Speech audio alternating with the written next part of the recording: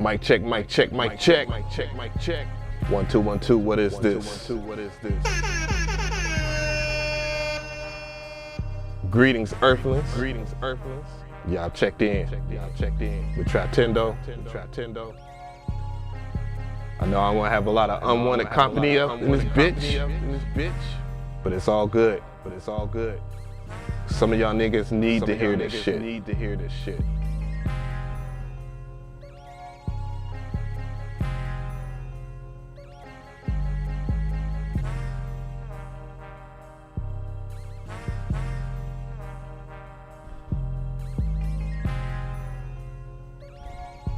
What is good, everybody? I'm getting everything situated real quick. You already know. Reed Austin, what's going on? Bufo, I see you, my brother. Apex, the original, what's going on? Craig Lynn, what is good? Reed Austin. Hey, you got a double shout out. Anthony Perez, what's good? Stay blessed, stay up. Hope y'all enjoying y'all day. We got a lot to talk about right now. Sino, sure. I hope I said your name right. But what's good? We in here. You listen to the sounds of Tratendo. Lords of Funk. And this bitch. We got a lot to talk about. Anyways, what's going on? Lou Diamonds, what's good? What up? JR, or Jeffar, what's good? Paris, France, what's going on? Much love to Paris. Love my European brothers.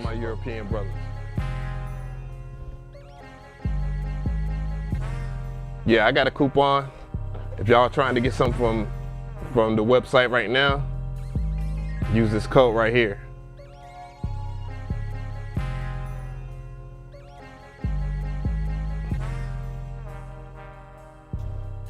Nyko, what's good? James Murphy. Yeah, you know what it is.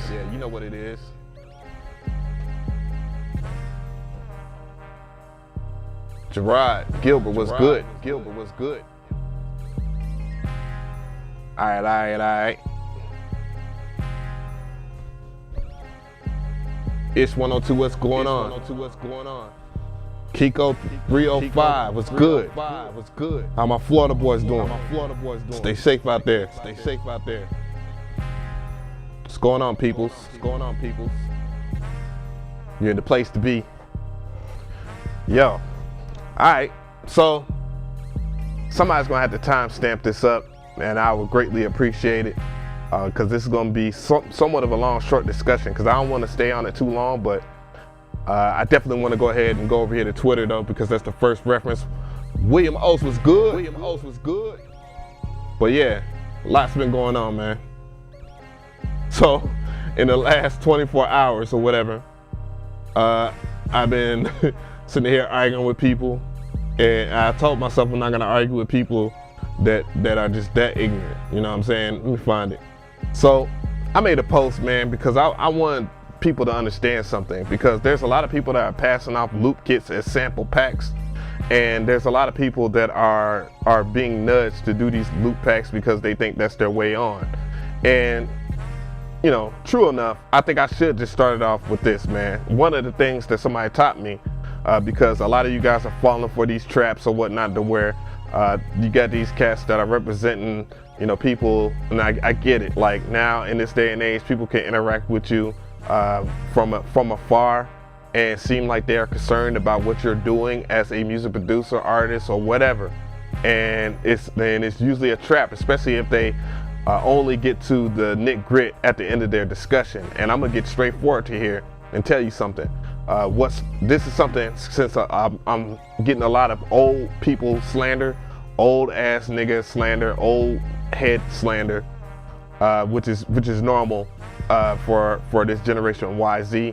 Not saying that every last one of you guys are like that, because some of y'all actually do respect y'all elders, and therefore life is rewarding you gratefully because you are listening to your elders, because a lot of y'all, a lot of people's, what you call it, role models aren't true role models. But what starts off free ends up free. So that's one thing I want you guys to take, and you can take that with a grain of salt or not. But whatever starts off free ends up free. So if somebody's asking you to send in all of your great stuff, send off free loops and stuff like that for you to get placements or whatnot, because that's been the big argument today, is that, oh, such and such has these placements, and therefore you want to congratulate and be happy because you got placements, you're on the billboards and all that stuff, which is no small feat, whatever. I'm not trying to play anybody on that tip, because if I was on the Billboard charts Hot 100 and I had a record and I got mine off, I want the same respect as the last men or women that were on that Billboard Top 100. So I don't want to be like that, but there are people that are not getting paid and then turn around months down the line and say, man, I didn't get paid a lot, or they did get paid and it wasn't enough for them to live that type of lifestyle where they're smoking blunts every day, buying the best chains, best cars, a Tesla, and living in the fattest crib. A lot of you dudes, favorite stars or whatever, don't even have their parents living good, their moms living good, but yet they can talk about their chains and shit like that. Yo, I'm gonna tell you like this, I might not have no Billboard Top 100, but Mom Dukes is living very well. Mom Dukes is living very well. Please believe it. It's in a combination, and just not just me, but my brother too, because my brother is busting his ass so Mom Dukes can live very well. So I don't know how much that means to you guys. It shouldn't mean anything, but it means a lot to me. And same thing with my whole entire family, since a lot of y'all dudes want to reference my son as a reason why I should not be talking to you guys in the manner that I am. Hopefully the vocals and stuff is not distorted or whatnot. I got my dog on my shoulder or whatever, but y'all clown me about the dog. I mean, you know, it is what it is. But not, long story short or whatever, I gave people a list of sample pack creators, sound designers that I actually have respect for, because they put their foot in every one of those packs. One of them, MSX Audio. No secret there, they did a lot of stuff for the MPCs of this current generation. Another one, Frank Dukes. He's got samples and stuff, placements everywhere. Same thing with MSX Audio, Crabtree, CMP, MG The Future. A lot of people don't like that I mentioned CMP and MG The Future, but these dudes actually give a fuck about what y'all are doing with y'all future, regardless of how they're relaying the message. And then another super underrated, and I believe respectfully started the whole sample pack trend, and that's Patch Banks. Patch Banks don't ever get no credit for what they do, but I guarantee you probably flipped one of their samples and I gave them no credit whatsoever. Just saying. Give some shout outs real quick. Sirius Leonard, what's good? Desmond, what's good? Vincent, what is going on? R&B Voices, what's good? Roland Jones, what is going on? DJ Tyson, what is good? Air horns for everybody. Air horns for everybody. But yeah, I wanted to give that. So this dude, you know, no disrespect to homie or whatever, because you know he wanted to pack in Palace of 808 Mafia and whatever this other nigga's name is.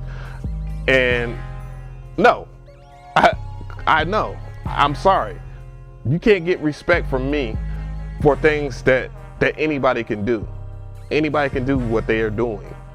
And if we're gonna speculate off of accolades like that, dog, then there's a lot of things that I could say I got accolades for too.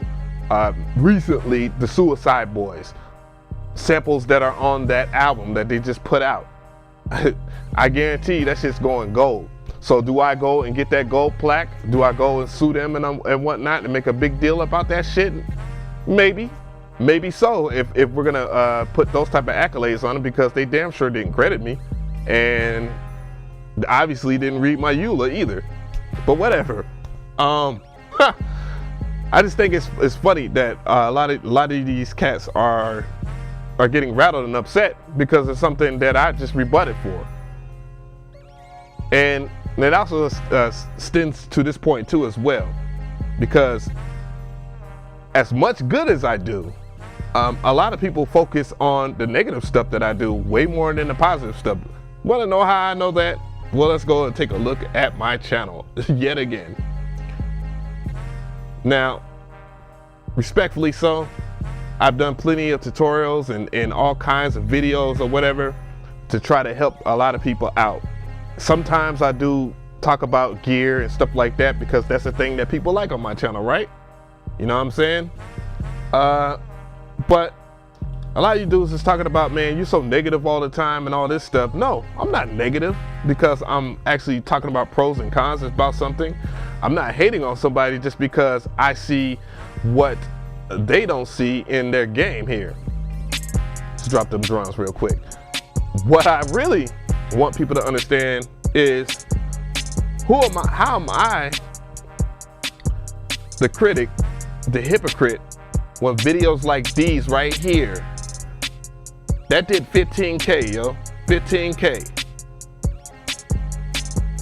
Mind you, regardless of what y'all think about that video, Busy Work Beast is my homie, so is Curtis King. And I was trying to actually be a mediator in that and was judged pretty harshly in the comment section. I don't care about that. That's what it brings. There's a lot of people that was just there for the fuck shit. They weren't there for anything but more than the fuck shit that particular Wednesday. And they know that. You don't think Curtis King and Busy don't know that shit? you absolutely cool. Kiko 305 Miami motherfucker in the building. Hey. But yeah, you don't think they know that shit? Come on now. Are you serious?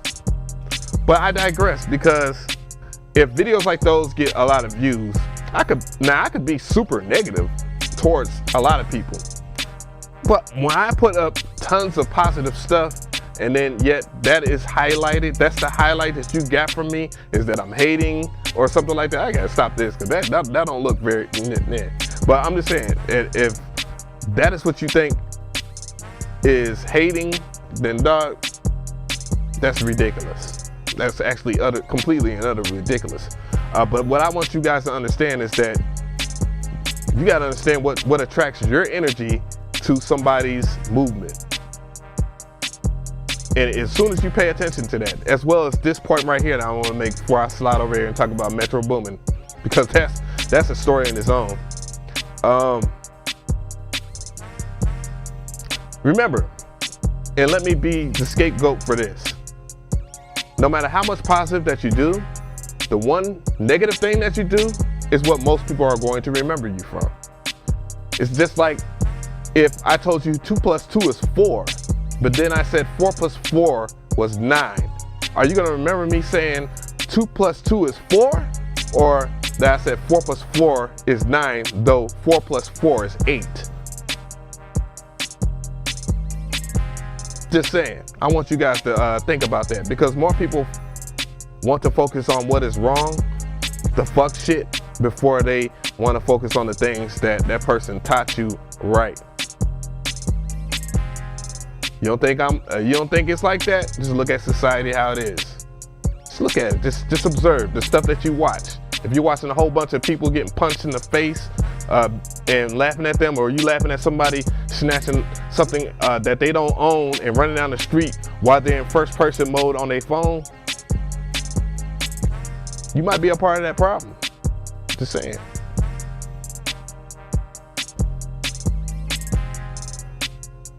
Well, I mean, Mo, that's your opinion. There's obviously people that really like Busy Work Beast music. I'm just saying. Zomboy, what's good? Zach, what's good? Vincent, what is going on? Spicy, Vincent said, Spicy Sunday shook everything up, and it was the first podcast for producers I could remember. Sirius says, this generation loves negativity. No kidding. YCMP had Busy Work Beats in tears. That shit was awkwardly heartfelt. Yeah, I mean, you know, to me, when I saw Busy Work Beats start crying, y'all don't understand, man. Like, I know both Curtis King and Busy Work Beats a little bit better than a whole bunch of you guys. I'm not saying that in a way to be disrespectful to y'all, but I know these cats, a lot of these cats that don't even talk to me on Twitter, Facebook, IG or whatever that be in my DMs, the very moment it seems like I'm saying something negative about them. And I talked to them a whole bunch. And that affected me in a way to where I was just like, God damn. You know what I'm saying? Like, I like what's refreshing about Busy Work Beats is that he isn't like me. That he isn't no hard-nosed, country, poverty-driven person. You know what I'm saying? And that he's business-minded. And not to say that I ain't business-minded, but respectfully so, I'm not as business-minded as Busy Work Beats. But yeah, I just want y'all people to think about that shit though.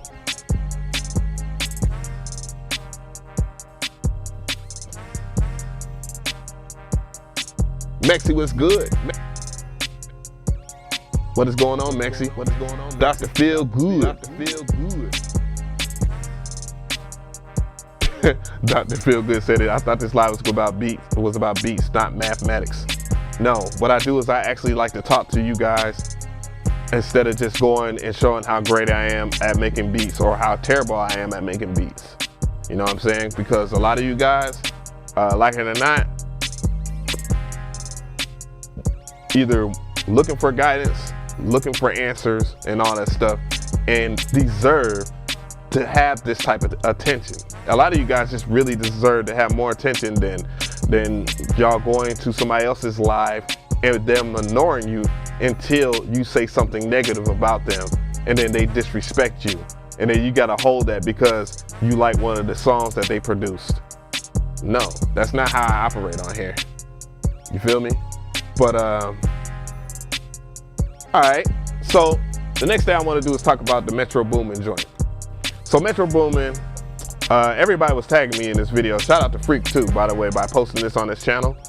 But no, a lot of people was tagging me in the Metro Boomin video and all this stuff, and I thought because, you know, maybe because of Metro Boomin being on the MPC or whatever, that people were just tagging me for me to get spicy about it, which I did comment about it. I was just saying, basically, you guys need to level up too.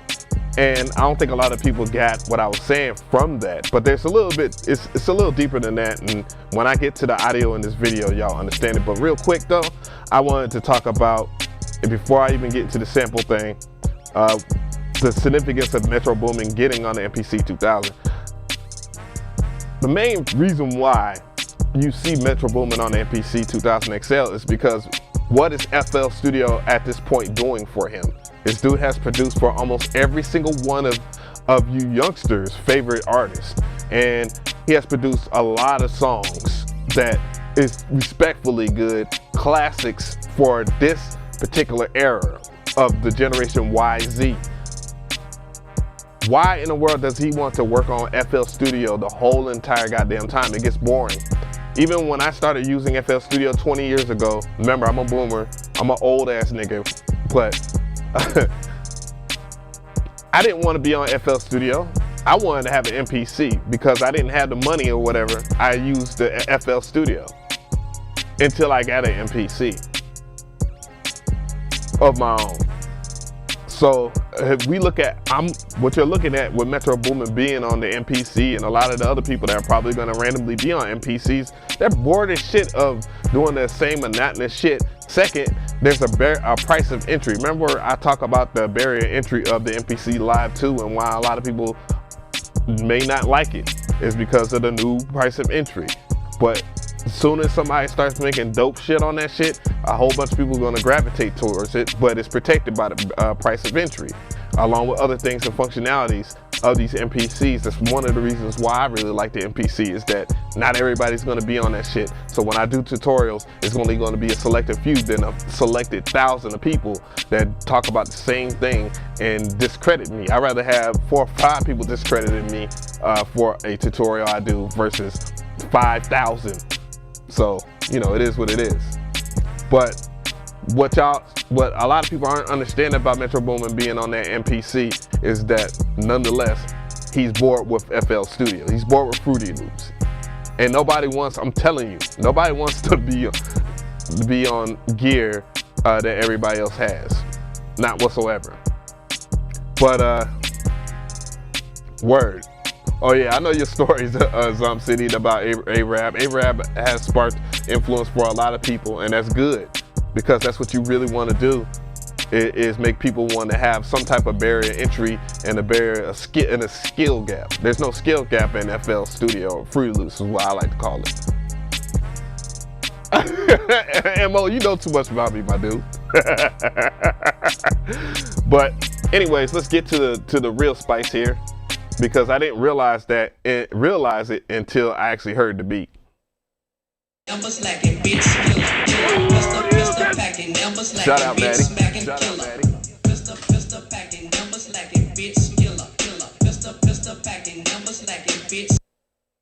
That sounds awful familiar. And the way it's chopped too, Exhibit A. This video was cut in June 2nd of 2019.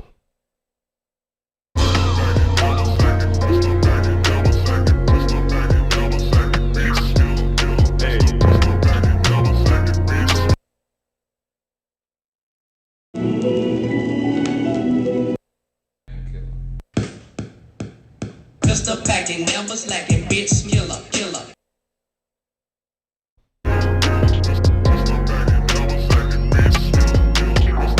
It has.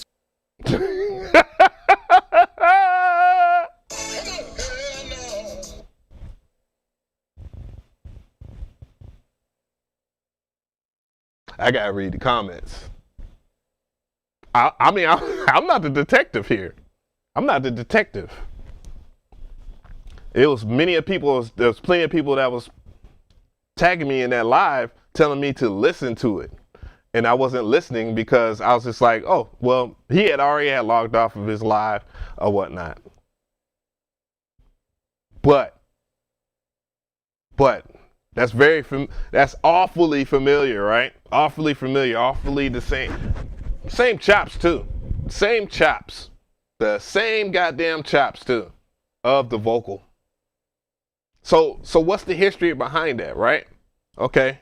Well, let's go into FL Studio. It really has nothing to do with FL Studio, does it? Oh, y'all seeing too much.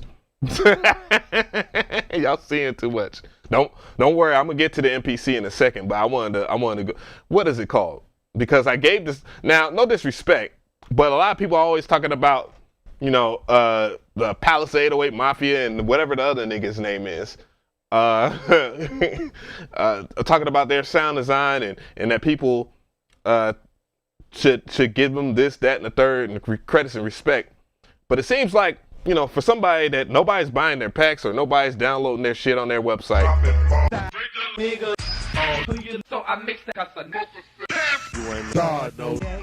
And y'all can download this for free too.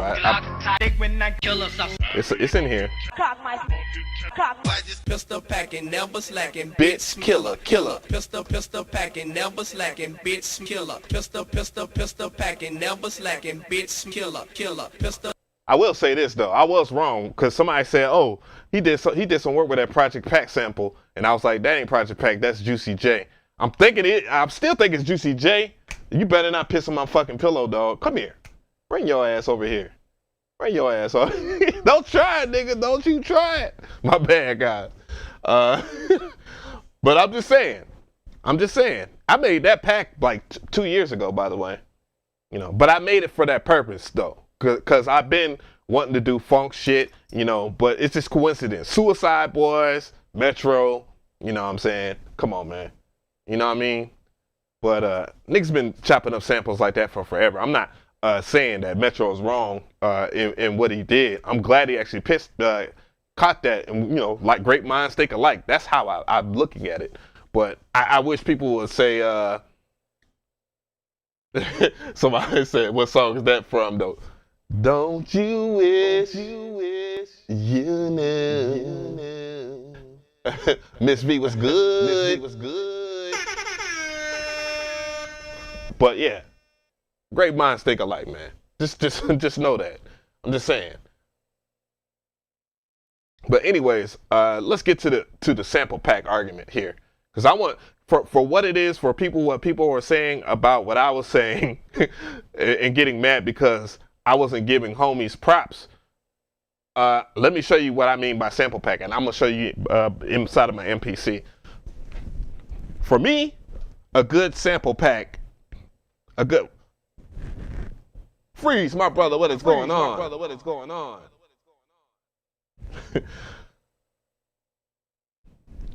XO drip, XO drip.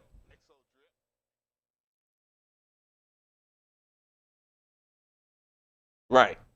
I see what you're talking about, DJ Tyson. But all right, so I'm gonna go into here. I'm gonna show you some samples now. I'm gonna show you some samples. What a sample pack sounds like to me is not a freaking. It doesn't sound like a loop that was made in FL Studio, and somebody put gross beat on that sumbitch, and then they passed it on to somebody until they used it. Matter of fact, I would even argue that TM88 himself came out and got upset about people passing him the same fucking loops. So we're gonna go over here, and I already chopped up some of these samples, but this is the Loop Pack Sundays. This is CMP and MG The Future's compilation of sounds. If I can get them to play, I think. Oh yeah, I chopped that up 2 streams ago.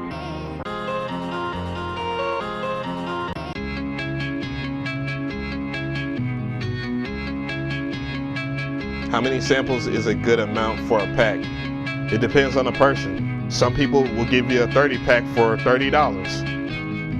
To me, I think it's fair if the quality is there. Some people might do a 30 pack or a 20 pack for 15 bucks. Some people might give them away for free. Me personally, I'm not a fan of free.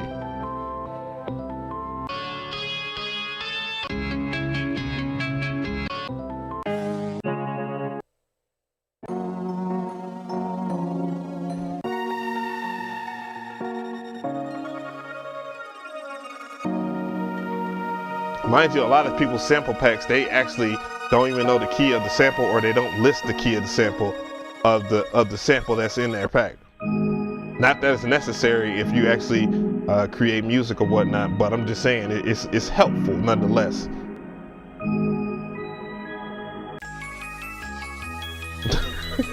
MG, come on. I know where that's from.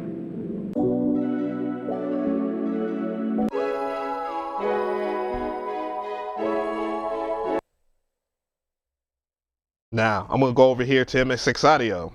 That was the first people I listed. I listed them first for a reason, and I'm gonna go to one of their packs. I'm gonna go to maybe, what, Lo-Fi Melodics 14. There we go.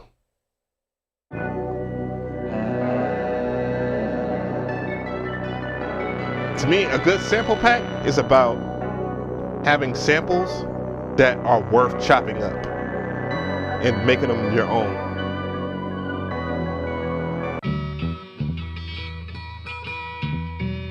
Real instruments. Boo-boo, stop.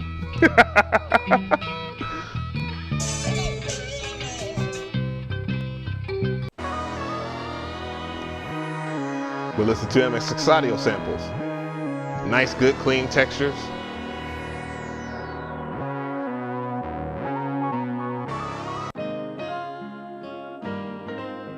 What's going on, Certified Audio?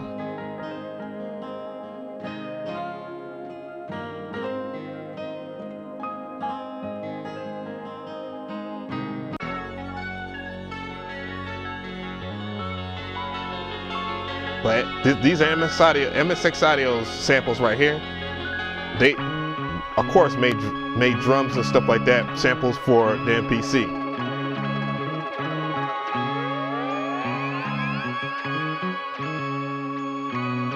Damn, you sold your MPC for a stack?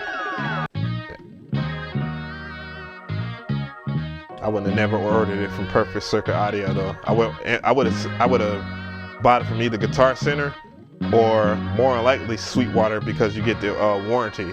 No, I didn't catch CMP's live.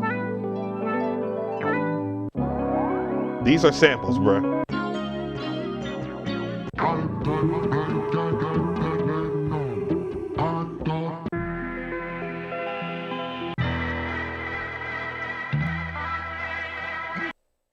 I would play Frank Duke samples on this stream if he didn't secretly copyright his damn samples. Like he's a bit too much with his shit. But Frank Duke's another dope one, and I actually have, I believe, what is he called Colors. And what Frank Dukes did with Colors is basically had his samples on here for no doubt hype melody. But what Frank Dukes did was he has vinyl. He has vinyl out there. Same thing with MXX Audio. They actually have vinyl too, where you can sample it from there. But Frank Dukes has one called Colors. Let me see if I can find it. Find Colors. I be saying I be wanting to sample every single time I do sample it. That shit, I get a copyright claim. But whatever. I know it's in here somewhere. Don't mind me, guys. I'm grabbing something real quick.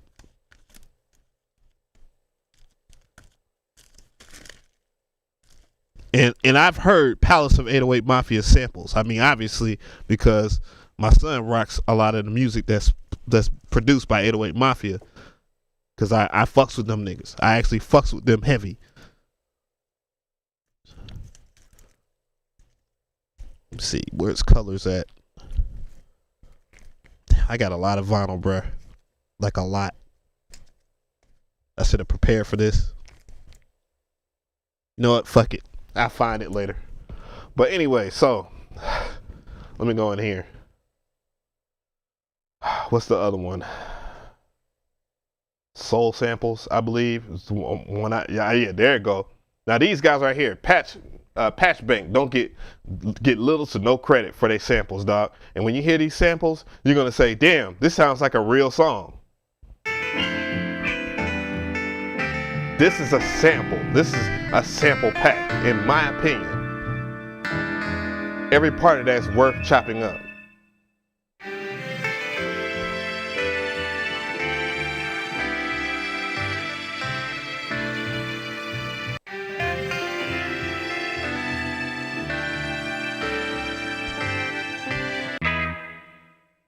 Like, these brothers are badass. And I mean badass in a good way.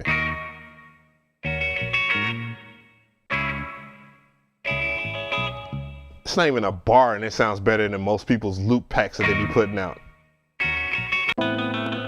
This shit like this is the reason why I talk about Splice in a bad light. Because Splice, none of the Splice shit be hitting like this.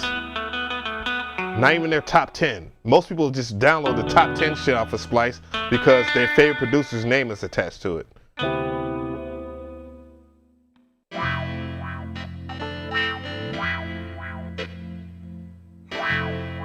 These are samples, bruh. That's what samples sound like. This is sounds like something I would sample off of records, off of vinyl. Now that bullshit these little young niggas was talking shit about, fucking talking about placements and shit. I don't give a fuck about no placement. I don't mean your fucking samples are good, my nigga.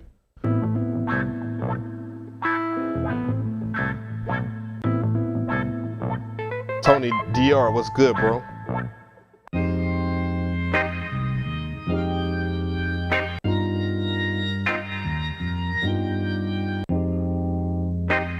Samples. These are samples right here. This is Patch Banks right here. Patch Banks.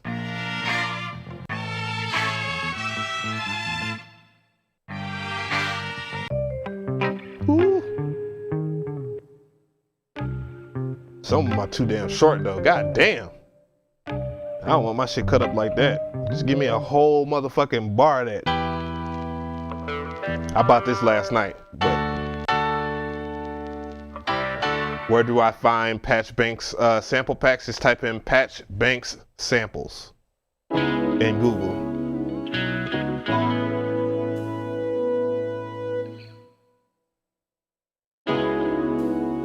Like, these sound like samples, bro. Matter of fact, I'm gonna load one of these bitches up. Fuck that.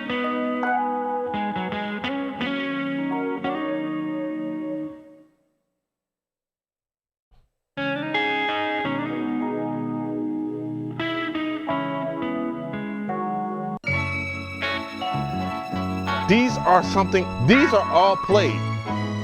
These are all played. Like they played instruments. They didn't take no damn VST plug-in and fucking did their thing and then acted like that it's supposed to be a real instrument. When you play a real instruments, my dude, you know how the instruments are supposed to sound like. This is what sample packs is supposed to sound like. That's why I don't fucking co-sign these other little goofy niggas out here. So I stand by my stance. Maybe I shouldn't have been disrespectful. What about Soul Surplus? Yeah, they dope. I miss their name on that list. But anything off of hiphopsamples.com is legit, dog. You're not finding that shit on fucking Splice. I'm sorry.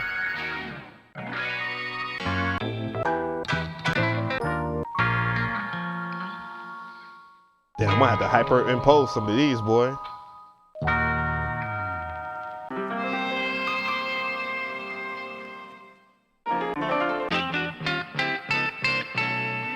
God damn it, man. But yeah, those are some dope samples. But what we get here? Go right back into MXX audio again. These are real samples.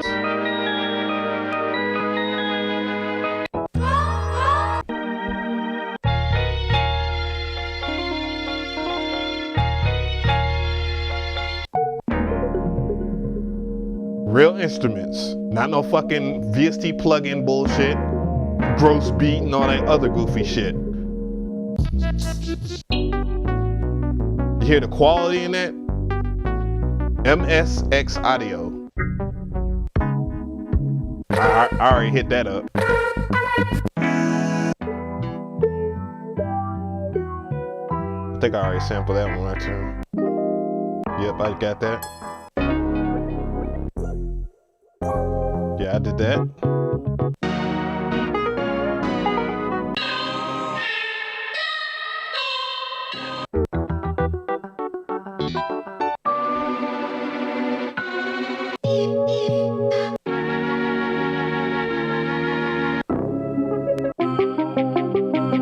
Niggas talking about fucking set. You crazy, bro. You crazy, man. You fucking crazy. It's the reason why I listen to those people so high, man. They have quality shit, bro. And it don't sound like they ripped that shit from somebody else either.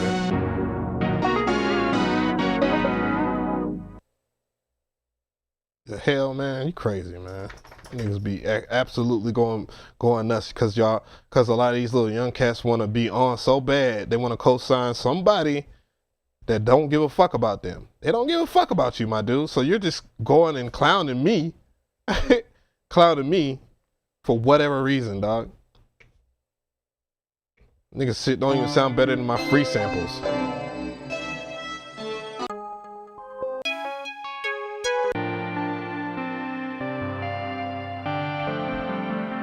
And these are my free shits, and they sound better than your fucking paid shits. Are you kidding me, bro?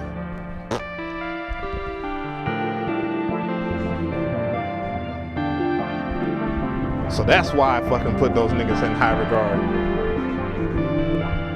And as soon as I show you how I make my samples, a lot of you dudes is gonna be like, what? I'm not buying no damn sample pack. And I've been trying to spare a lot of these little goofy ass niggas that be talking shit in my damn, on my Twitter and shit.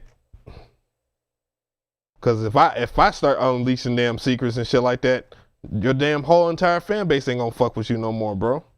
You talking about?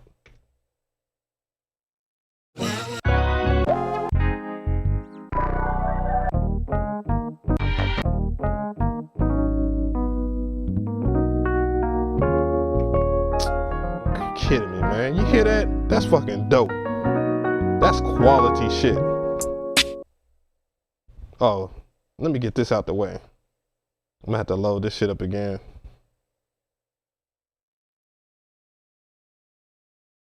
But yeah, man. Tripping. I know what real samples sound like, bro.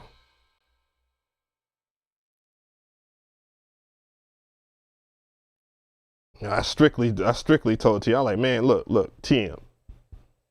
Like you allowing everybody to send you samples and stuff. You're gonna get like it's it's a damn shame when TM88 has to come out and say, damn, y'all niggas is sending me the same shit. Read the chat half. I'm reading. Let me go. Oh. Shout out to MXX Audio. That one I'm talking about, man. Real samples, man. Real samples. I am so sick and tired of the cap.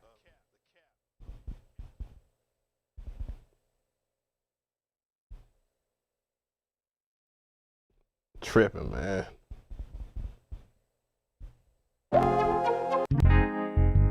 Real instruments. You hear this? You hear this? This is composition.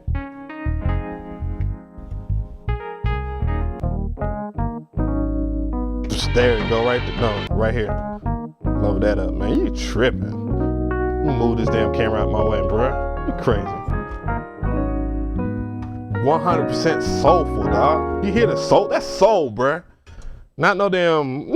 Oh, I'm gonna get RC20. I'm gonna get Omnisphere and put RC20 on Omnisphere on some MIDI loops, and I'm gonna call it samples. And I'm gonna send it to this dude because he's my cousin's best friend.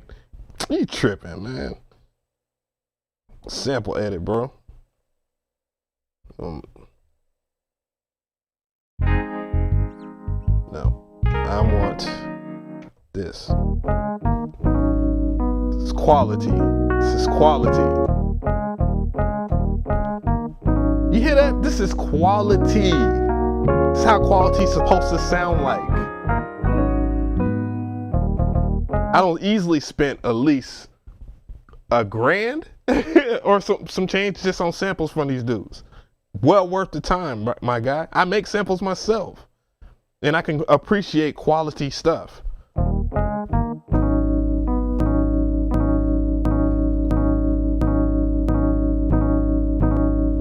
Y'all gonna see why Metro is going to this type of style of production, man. You're gonna see a lot. This is way more rewarding.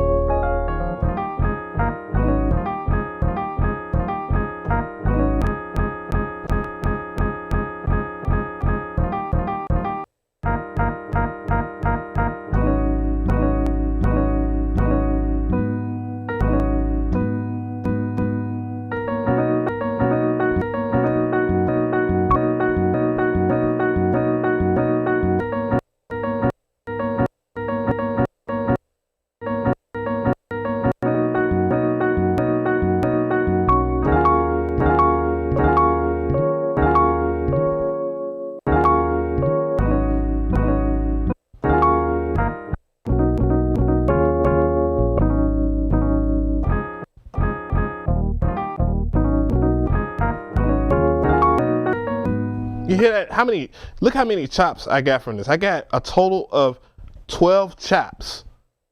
I got a total of 12 chops that can be used, man. That's important. That is so important if you're going to get a sample. If you're going to get a sample altogether, or you sample a record, that matters. That matters, because why would I want to sit here and just sample the one thing and loop it around and then throw gross beat on something that's already has gross beat on it in the first place? Makes no point. Makes no sense. Or use the tape stops inside of the MPC so I can have it slower than no, man. That's not. Y'all tripping, man. Y'all tripping. Oops, I'm tripping right now. Go back into the sampler.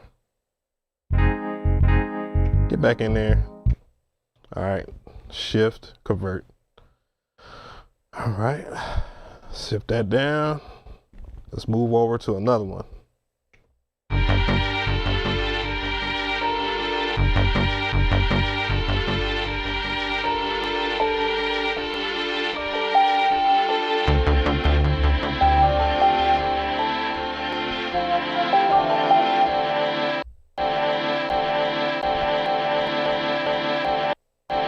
Well, I went a little over.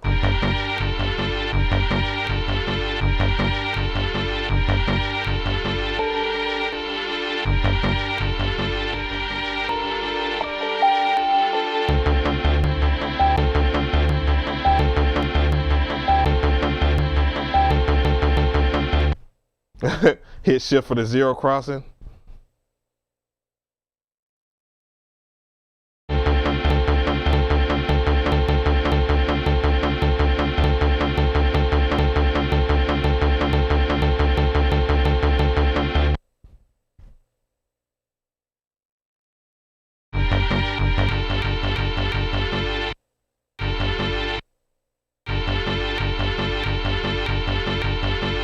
Ooh.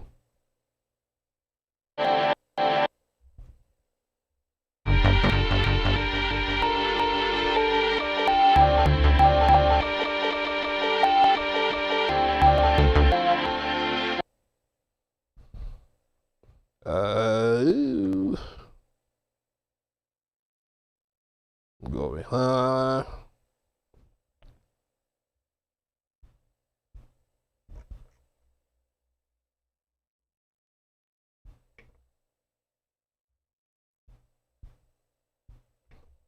Let's see. What is the other kit that I loaded up the other day?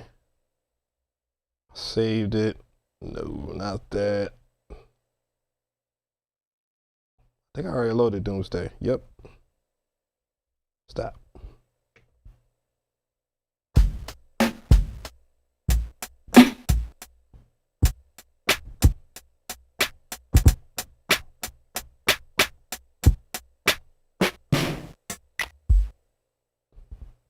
All right.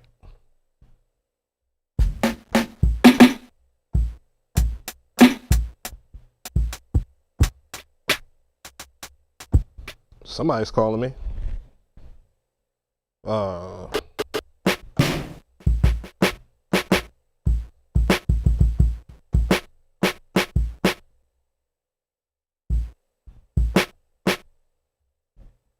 Yeah.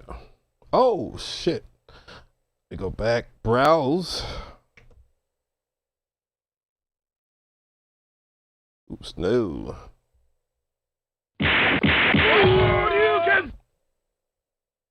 Thank you for the sub. Thank you. What is going on, Rufo Productions? What's good? Vidair Ali, what's good? Miss Will Be, what's good? Yeah, the MPC One is definitely a great value. I think it's a great value.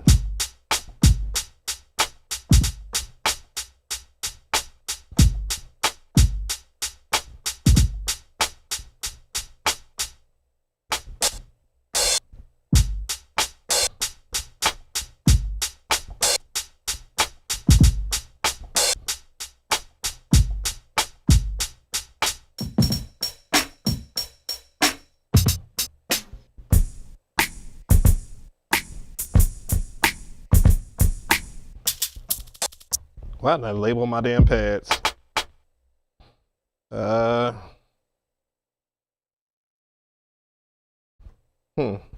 Let's get this timing down. Overdub. Okay. I now want quantize on, and I want you off the screen.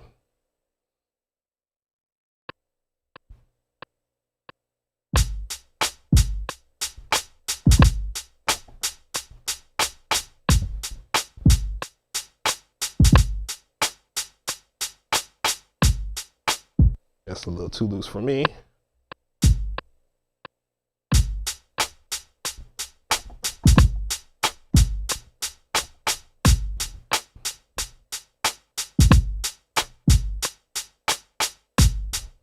I'm still a little ahead.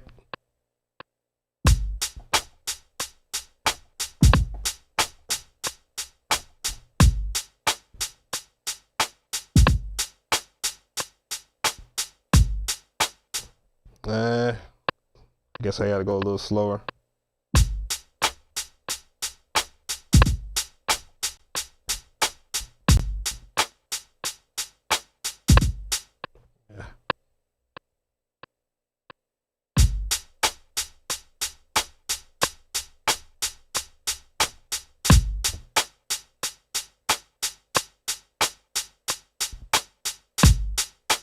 I always do that.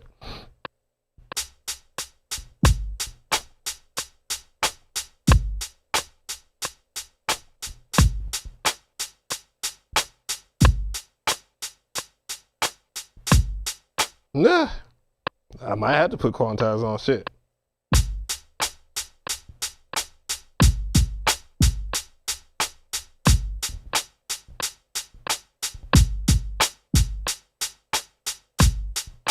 Oh, what it is that when I record over, I got an extra hat right here.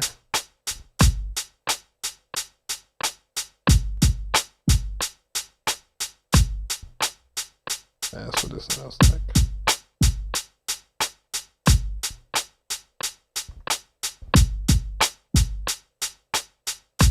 Please do not.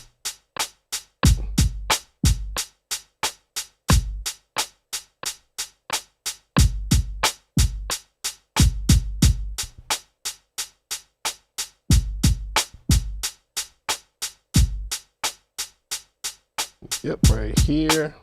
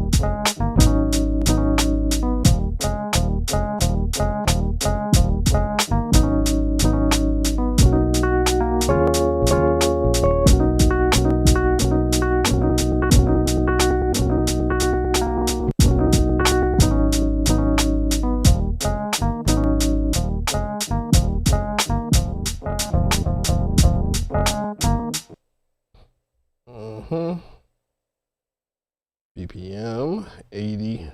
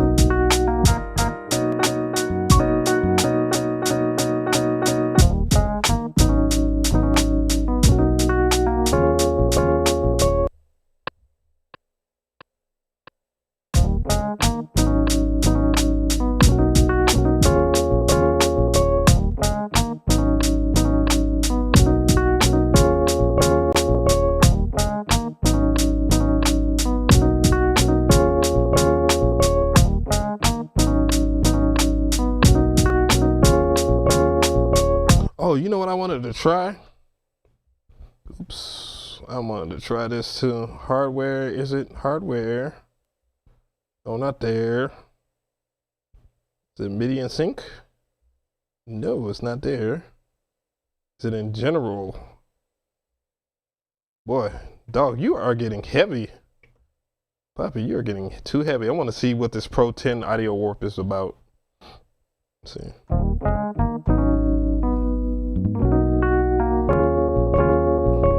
Let's see.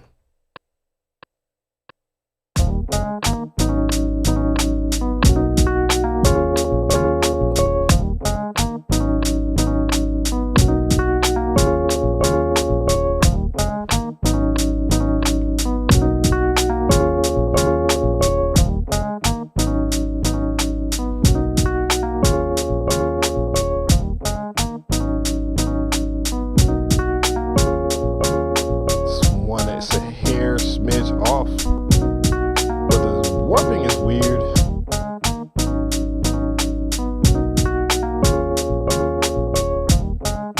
Oh, well, let's actually try it.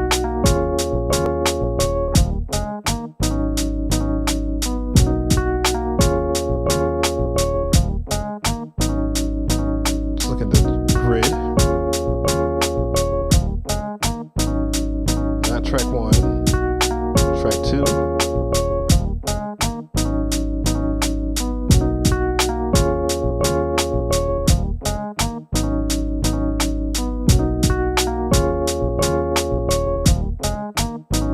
Don't snap.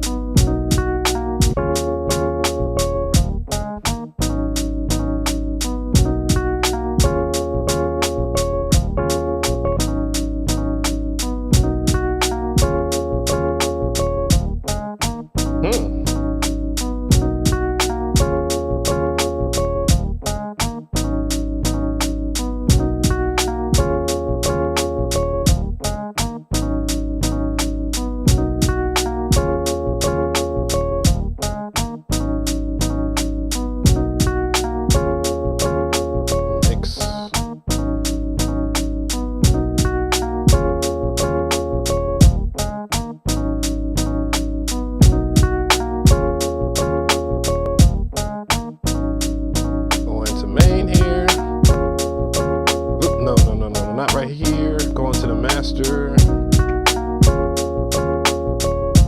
Mess with.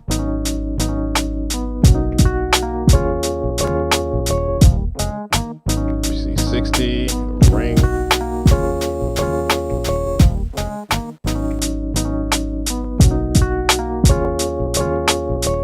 The lo-fi on this bitch. I mean, there's a lot of dope ass lo-fi shit too on here. This is what's crazy.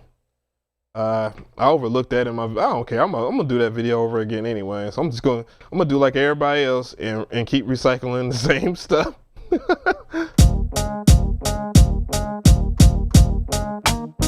But you got this air lo-fi. I don't want to do 8-bit. I can do 12, and then I can change the sample rate. But the real shit, what's real dope about like the air lo-fi. And I wish they would do that with the MPC default presets, is that it has a dry wet mix knob. So I can take it all the way out. I can slowly enter it in. I can go all the way 100% with it. And I can change the sample rate, of course. And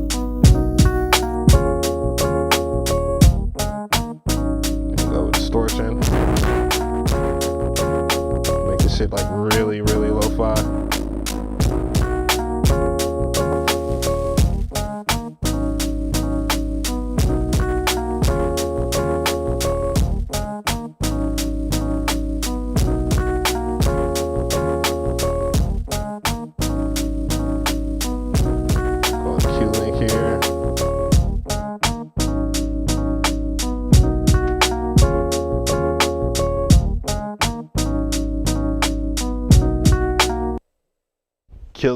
Killer Moms said nudge the snare early. Well, yeah. When I was actually playing it in, I don't know. I play behind, but by nature, sometimes I play ahead. Let's see here. I don't know. Maybe I could do it again, and we can get it a little bit more janky. You know what I'm saying? Because I really hate. I'm tired of quantized shit. Like that shit is just so boring to me.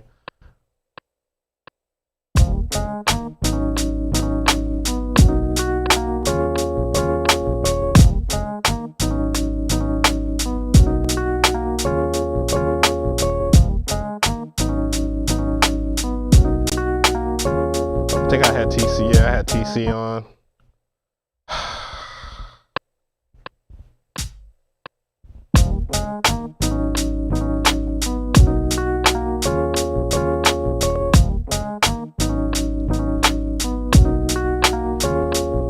more janky. DJ Georgie Porgy when it's good. Hey, hey.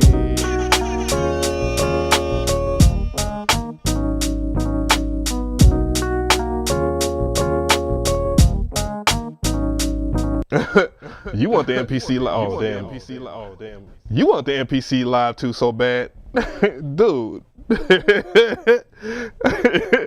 Do you not know what type of hell I had to go to get this early as hell, bruh? Thursday morning, I kid you not. And to this, I know I've already went into the no, Akai didn't give me this or whatever, but early that morning, because I knew ahead of time what Akai was planning, what they was planning to do. I went to sweetwater.com and refreshed the screen until the MPC Live II was on their screen. Like I watched everybody's video. I watched Accurate's video. I watched Loop Pop's video. I watched Sonic State's video, and then while those videos was going ham and Akai's videos was going on, I was refreshing every 30 seconds. And then when that shit and when I saw that jump pop up, I said, hell to the no. Am I not going to buy this? I'm going to buy this with the extra insurance just in case it breaks on the way to the crib. Then I spent the extra cash to get this mug the next day. And you know what's crazy? I didn't even get this the next day. I got this the day after next because I was going to throw my review up. I was going to take the L if my review was going to be really bad or whatever, because I just wanted to do my review, consumer review. And yeah, but dog, these speakers make no sense. Like when I look at the original MPC Live, let me listen to that other sample. Let's see. When I look at the other MPC Live, oh yeah, I didn't finish the chops. That's get out of here. No, I'm not talking to you, dog. There we go, deep state. I got nervous when MX6 Audio was in here.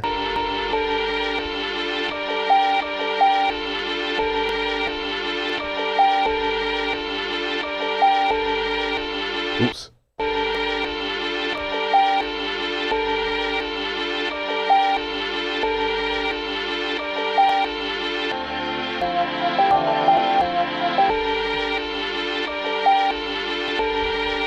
Yeah, I'm gonna clear the sequence real quick. Shit. No, I'm not gonna clear the sequence. Hold up. I almost messed up. But dog. And I was talking the most shit about this. Like I was talking shit to CMP. I was talking shit to, I don't know how many people I was sitting there. I'm like, man, hell no.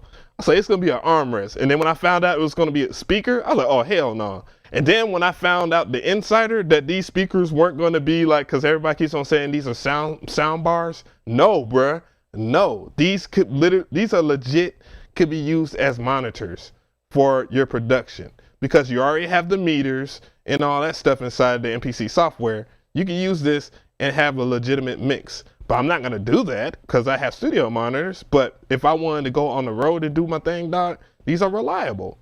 I was like, man, hell no. I don't even got an MPC Live. Now I'm sure, if you have a live or whatever, that you might not want to do that or whatever. But there are at least some perks if you sell your old MPC. So clear sequence, boom.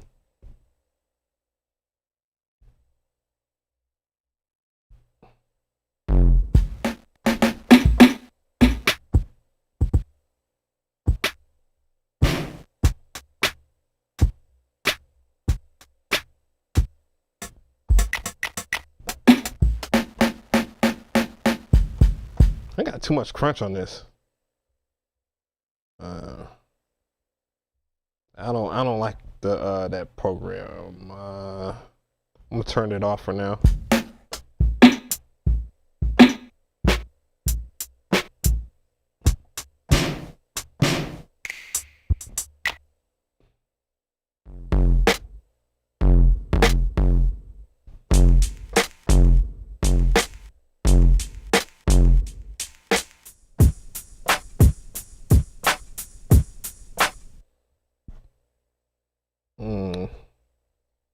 I'll delete the drums if I don't like them. Or the drum line.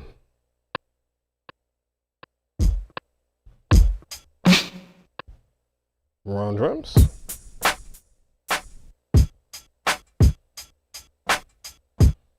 Uh, 81 BPM is not what I want to do. Around 87, hit a click. No.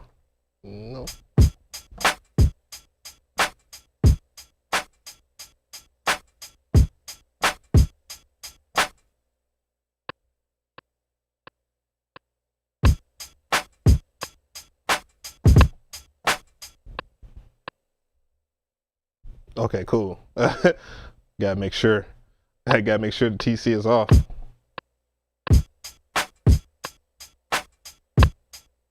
That was off.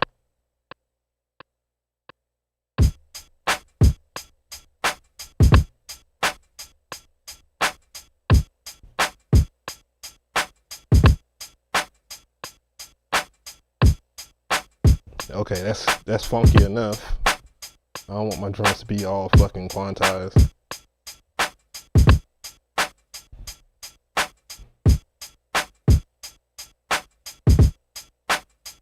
Let's check out the sample.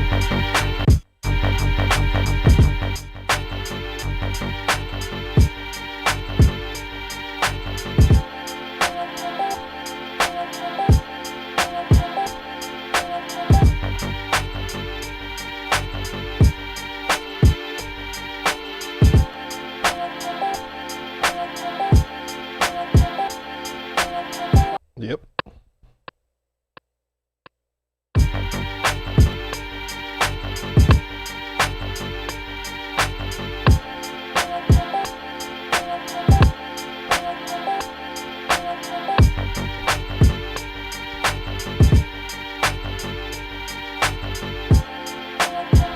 Why did I do that on track 3? Oh, okay. So I did double stupid stuff.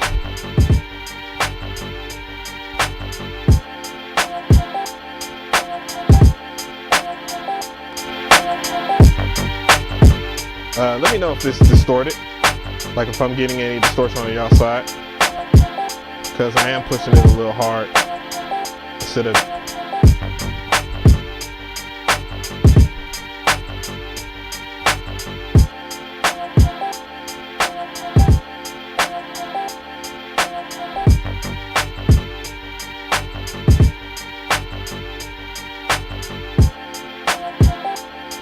Oh. Damn, I wish I could rap.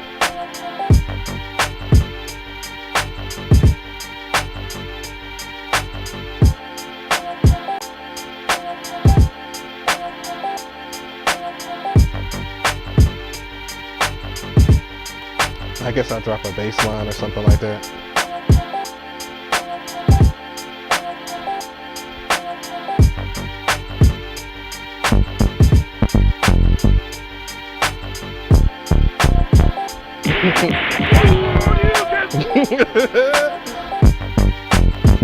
What?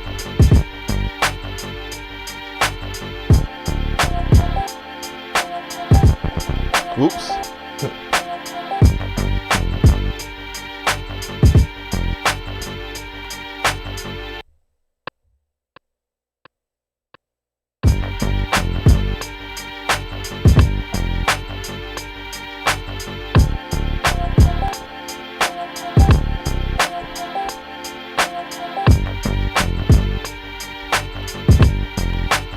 Let me go ahead and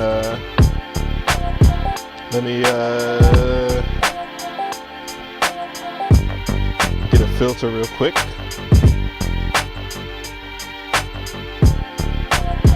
Reason makes your eyes bleed over 4K over the 4K screen. I don't recommend, like, I get it that Apple is throwing y'all these 5K 4K, wow, 4K. But but I understand Apple's throwing y'all these 4K, 5K screens, but it doesn't make sense for musicians.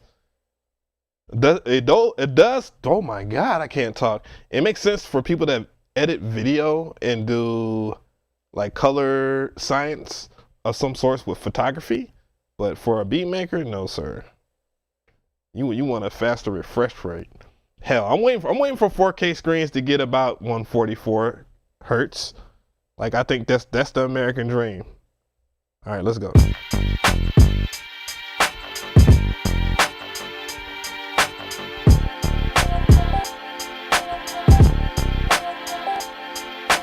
They don't build rappers for these type of beats anymore, man.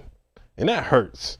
Like there are some people, like I hear people keep on throwing Griselda's name out there, but from what I hear, that's not his steez. Like this type of beat is not his steez. So you know what I'm saying? And you know, if I like, you know, this is a beat for like Outkast or something like that. You know, well, this is actually to tell the truth. This is Mr. Murray's snare. This is his actual snare from Skew It on the Barbie.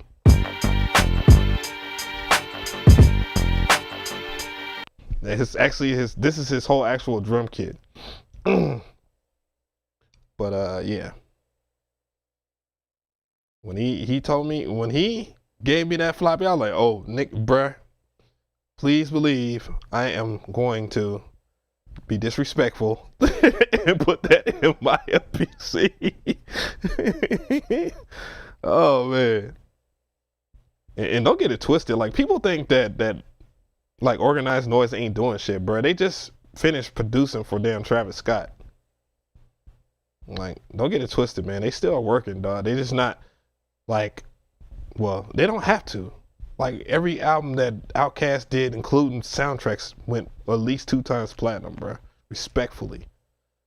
I can only hope for that type of career. Let me see.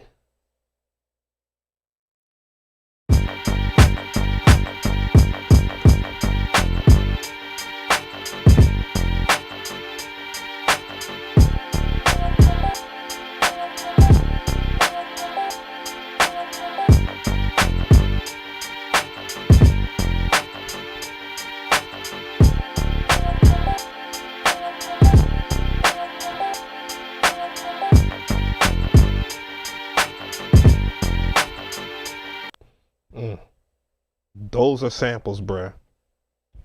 Like, all right, what's that CMP joint I did the other day? Nope, let me save this first. Let me save this. Because I actually like that. It brings me back to the good old days. Yep, since I'm old, you know, I don't care. Let's see. It's one thing I like about my generation. It brought out everything that is of now was popping back then. You know what I'm saying? Synthwave, nothing but 80s music, basically 80s pop. You know what I'm saying? No words, sometimes with words. Funk music, Memphis rap, 1989 to 95. Lo-fi hip hop, the golden era hip hop. So how can you possibly hate on somebody say somebody's old? Like that don't make no sense. Like you're making your error my error, but you're making my error your error. I'm gonna call this beat my error.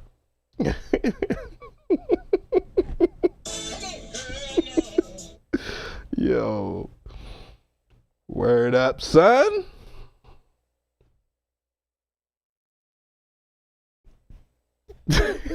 Crypto delivery, what's good? 5K to bounce in place. Maybe Denny Brown, Killer Mike. Man, I would love to hear Killer Mike or LP on some beats, man. There's a George Clinton, King Bob. If George is a good friend of yours, then I'm pretty sure that you know Sir Knows then. Cause you know what I'm saying? I've met Mr. Clinton a few times. Mr. P Funk and them. You know what I'm saying? See, yeah. I learned producing from a puppet. Oh, don't you start that, Mac. Don't you start that shit. Yeah, E Junior. Does everyone know if that last bass part was done on bassline or MPC? Yes, it was done with bassline. Matter of fact, it was done with the default preset. I do apologize. I've been trying. What I'm probably gonna end up doing is replacing this camera right here with a GoPro. And the GoPro it has a higher resolution. So I would shoot it in 4K and shoot it on my HDMI port that I have, and I have a splitter. And it's gonna be things are gonna get better, man. Yeah, I did a lot of beats for Sir Nose back in the day, man. Matter of fact, I don't feel like digging for it, but I have, like, George gave me a whole bunch of samples. Like, he's like, man, I'm not gonna put this music out, and this is 100% non-cap. He gave me a tape. Him and Sir Nose gave me a tape. When he wanted me to work with Sir Nose, and Sir Nose was like, yo, these are all yours. And it was shit that all of the band, all Funkadelic and all them played, but they was never gonna use. And I'm gonna tell you, when I tell you I've been planning, but I keep on forgetting to actually pop that tape in and do production with it, I'm going to pop that tape in very soon. I promise you that. I have my MPC set up. I want to do my MPC setup video because I know a lot of people want me to do that. But I'm a man, like, real talk. I'm gonna bring that tape up and I'm gonna sample that shit one day, and y'all are gonna flip your shit, cause that crew makes like music, like inspirational music daily. Probably to this very day. And you talk about some all-stars and people that have made music with Funkadelic, dog. Like, a lot of the people from Funkadelic came from James Brown's camp. When they got tired of James Brown shit, they went over there. And then when they wanted to do their own thing, they started doing their own thing. I mean, shit, I could just say Bootsy Collins. There it goes, right there. I'm looking for something real quick. I'm looking for a beat. No, it's not the folder. Drum programs, song profiles. What are you doing? Okay. Where's that beat that I chopped up a CMP shit? My area, R. Kelly. I have named the beat R. Kelly. That's disrespectful. R&B, MPC One, mouse, my jazz shit, house, funky. What was it called? So many damn beats. Was it called Deja Vu? No, Deja Vu is this beat.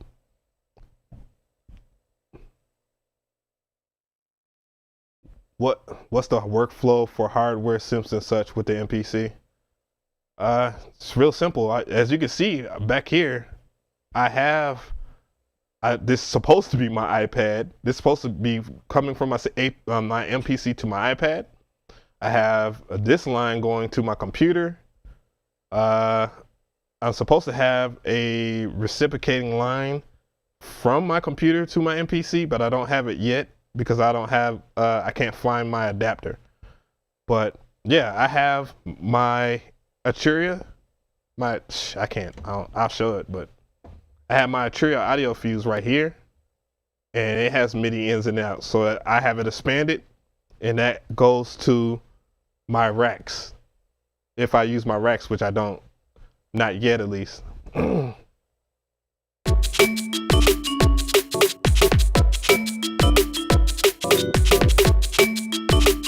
Oh, that's my drum and bass shit.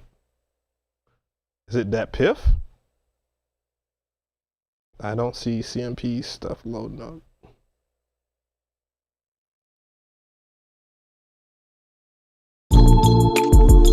No, that's that beat. Ashburn is what?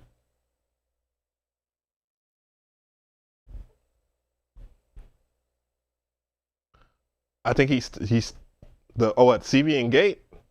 I only have one modular piece gear, And I mean, it works, but you know, it's not like a whole modular rack. This is my only modular piece I have right here, like that.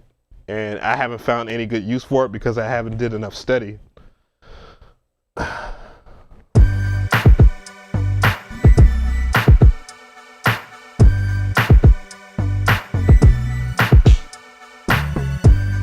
need to go ahead and make a whole entire joint of this right here.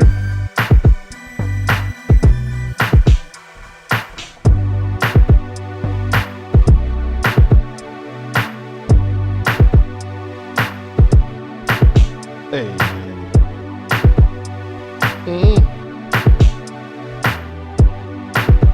And these are all stock sounds, by the way, guys.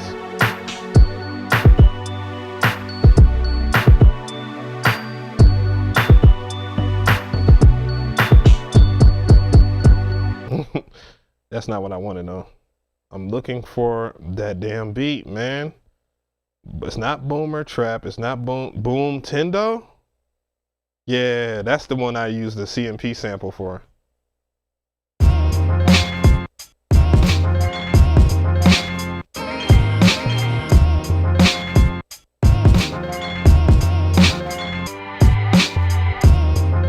Yeah.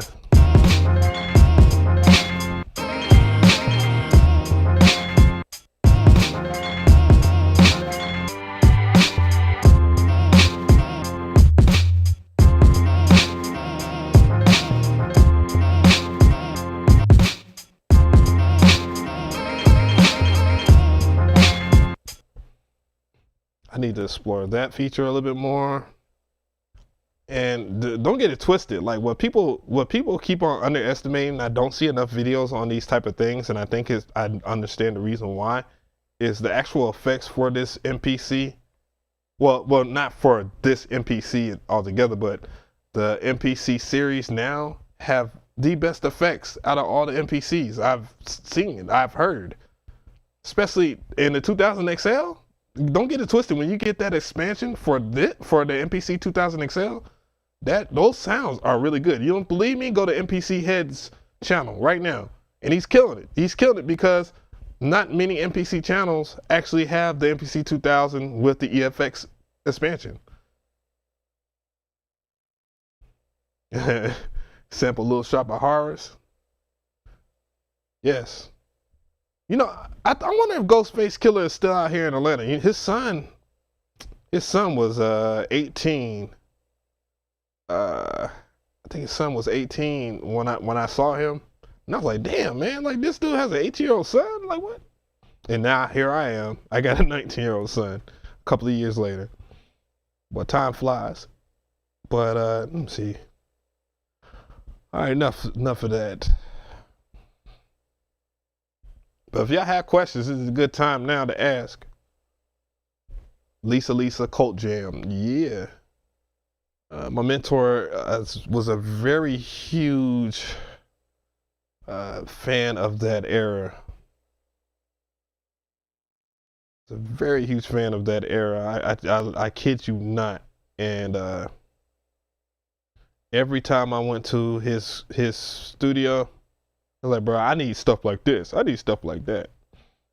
And a lot of people, they just be wondering, like, man, I didn't even know you can make beats like you made beats like that. Like, dude, are you kidding me? I'm old, remember? But yeah, it's like, I wonder. And these kids are still at my neck on them Twitter. They don't understand. I don't care. And I care that they get the right impression.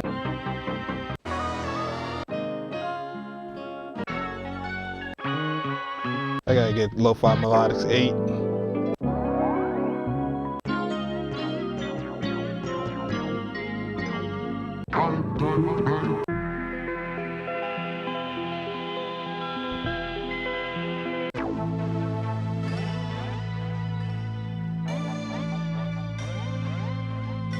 That is a really interesting way to use A minor.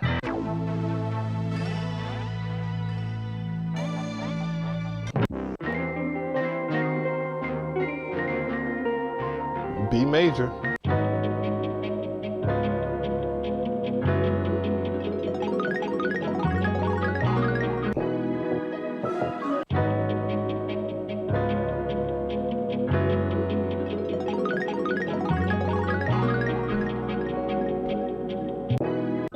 That's a really good way to use a B major.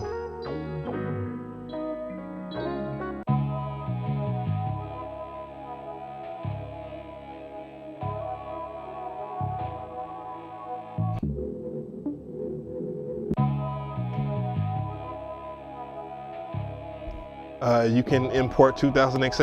I believe the MPC software allows you to do that. Am I using iRig Stream? No, sir. I am using what you call, I'm using the audio interface. I was like, what you call? I'm using the Churia Audio Fuse Studio. The Churia Audio Fuse Studio has, at least on Windows, because when I talked to Accurate Beats, he said it didn't have the loopback feature. But on Windows, you have a loopback. It's a extra drive or whatever in the software called loopback. And what it does is it records everything that I'm doing in loopback. So, you know, that's what it is. Let's see.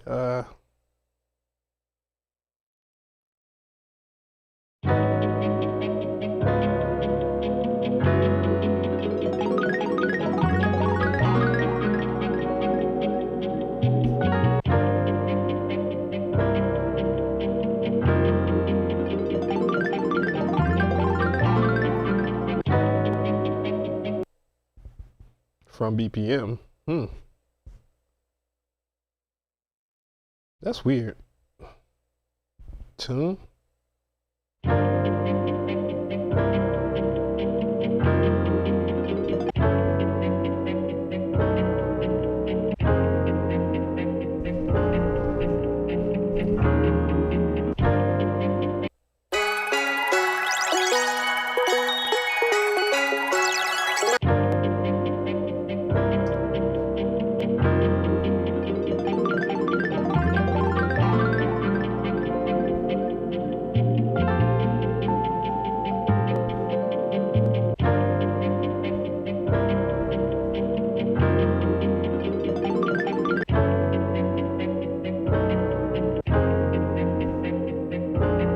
Come on, man. You gonna be on my shoulder and then act a donkey, man. Come on, chill out, bro.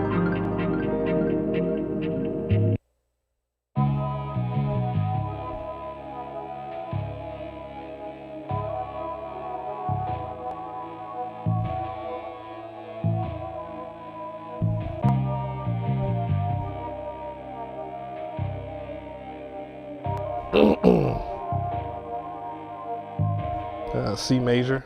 Okay. I'll just tune it down to that.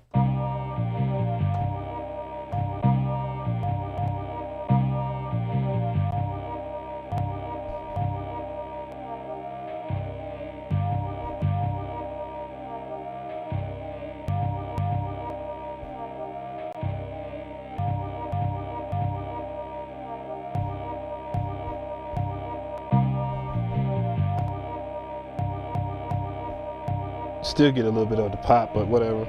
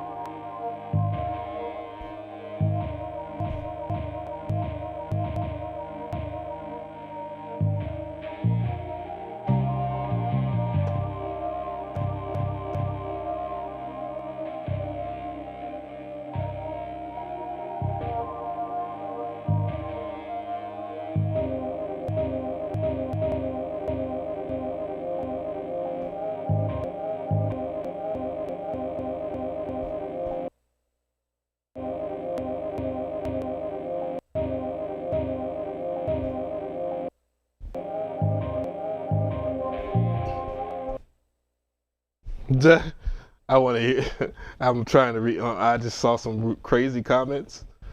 What's up, bro? This is the first time I've seen you live. You give great tips, dog. Well, appreciate that. What's going on? Crypto delivery. Tina Marie. Yeah, I got a couple of Tina Marie albums in the tuck. You know, 666 Mafia sampled the crap out of them. But sampled the crap out of her, my bad. Yeah. That Digitone got crazy sounds. I have the model cycles, but I didn't realize that the model cycles only does mono. I'm like, man, god dang it.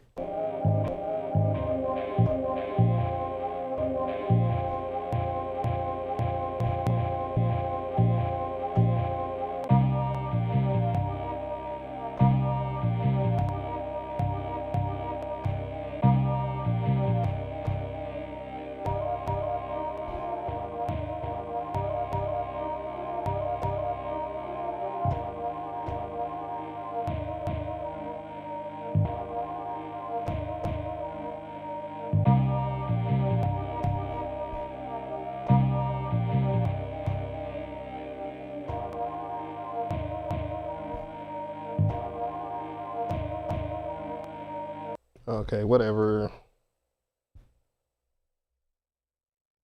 I don't do double time. Double time is for noobs. And of course, I'm an idiot. You know why I'm an idiot? You know why I'm an idiot? Because I forget to do stuff like convert. Get the fuck up.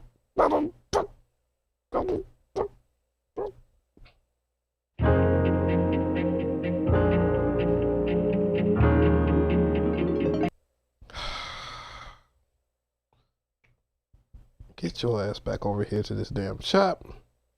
And now shift convert. God dang it. I'm such an idiot, man. Yeah, there we go.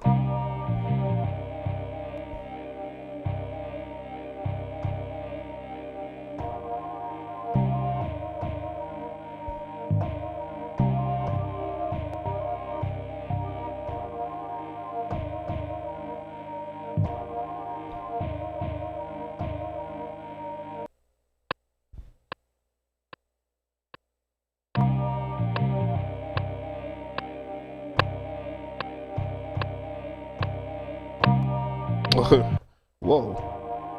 Oh, and you know what? You know what's really funny? When you do dumb stuff, right? I'm just gonna double the length because I'm a dummy. And now we're gonna get back into the sequence here because it's a 4-bar. Duh.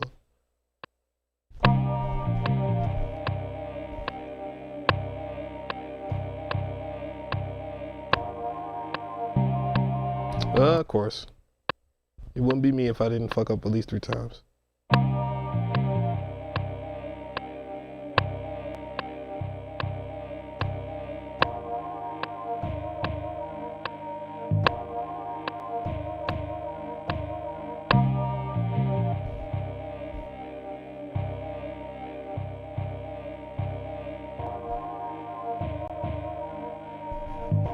Let's find a drum. Let's find a drum. Not even a drum kit. A drum. Just a drum. Like, yeah. Now I gotta remember stuff. Because I'm old. I gotta remember where the drums are at.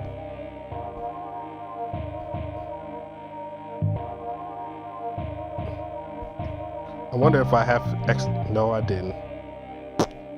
Of course. Oh, no? Yeah?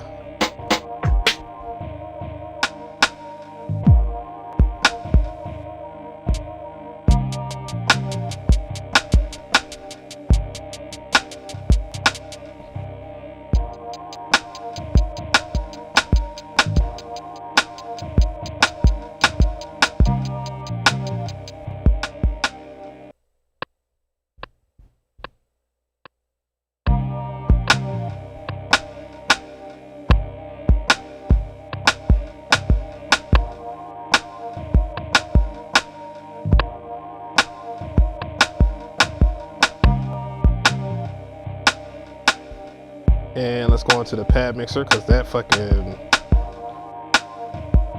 sound is loud.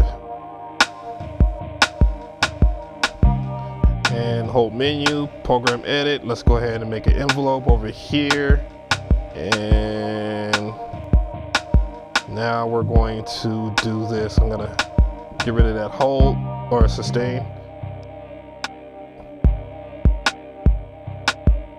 Yeah.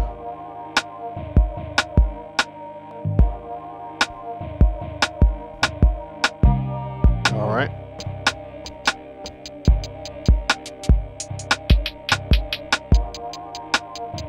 Now, I'm gonna go over here to my main sequence, and now we're gonna use note repeat because we can.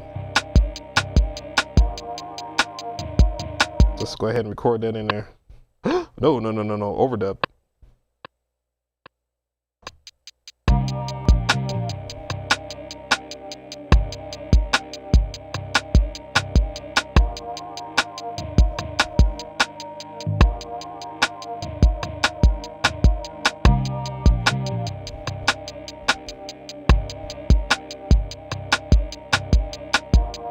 All right, now next thing I'm gonna do is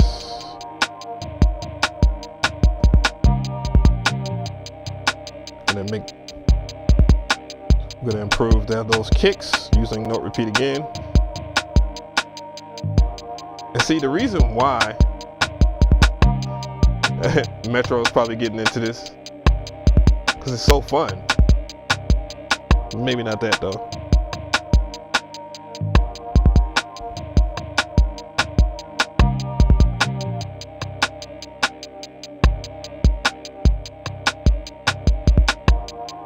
And you can just note repeat. That beats the hell out of drawing some damn melodies, bro. I'm telling you.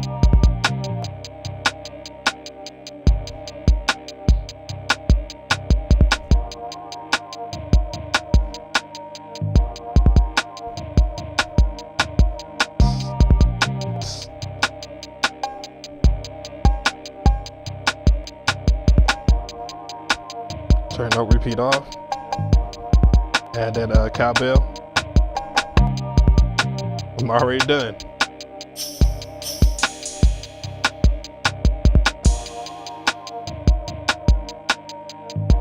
Go ahead and add this in here. Now I can go into the mixer. I can go into the mixer. Go in here and adjust the volume on the fly of that particular sound. Y'all tripping, boy. You not understand why. Y'all should understand why Metro Boomin is getting into this shit. I'm telling you. And once you start getting into it, y'all ain't gonna really want to mess with no FL Studio, dog. I'm telling you.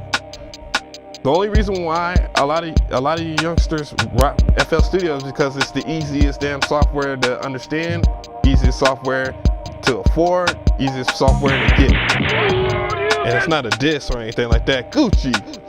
Underwear. What is good? What is good? But dog, I'm telling you.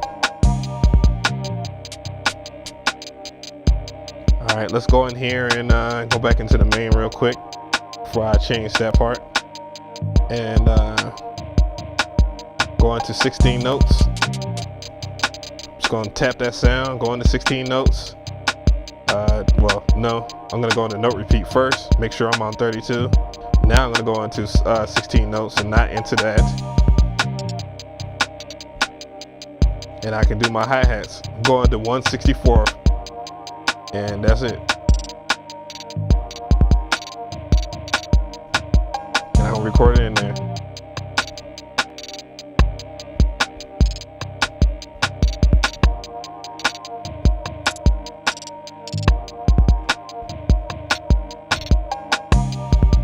Already done, dog. You know how long that takes to do in FL Studio? Because you gotta sit there and switch things up and change things and all this crap. You gotta press Alt-U, Control-U to do those type of chops, and then you gotta make sure that your chops are on point because they gotta be in a certain part. And all I did was just press note repeat, went to 1/64, went to 16 levels, and chose tune. and I can do hi-hat chops. That is why Metro Boomin is messing with the MPC now, because you can do that with the MPC 2000.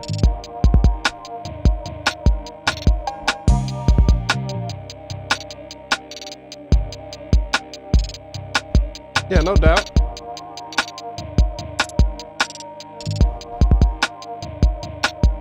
And what if I want to make some 808s? All right, let's go to the next thing. Obviously, the obvious thing about 808s, dog, because I already know since MXX Audio did their due diligence and actually put C minor 76 BPM, which I'm at 74 BPM because I tuned it down one semitone, so I'm in a C major now. Or no, actually I'm in a C. Well, I'm not in the C major. Whoopsies. I'm in it. Whoa. I almost did it to myself. But now that I detuned it down, C minor. Now I'm gonna go over. I could just go to another track. Just go to another track here. Make sure I don't mess anything up. Go to key groups. And these are sounds that come with your MPC, dog. Mind you that MXX Audio did stuff for the MPC, bruh. But F9, he did his due diligence on here. He had all the old school drum machines. So if you really wanted to make any type of music, you can. It doesn't matter. And on top of that, if you have the MPC One or Live II, you get this right here, which is I'm an idiot. What am I doing like this? Because I already have the expansion right here. I can just go grab the F9 expansion, grab me an 808, boom. Next thing I'm gonna do now is just go over here and just press 16 levels twice on the MPC Live. On the one is different. You would actually press shift and note in the note button, which I wish. Well, you can do that on here, but whatever. Go just turn this into a C minor, and I could just do my 808s here.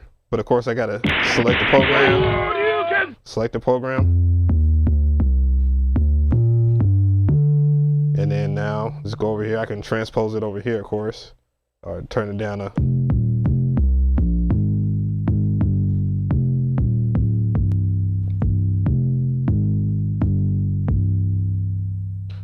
so lay it down.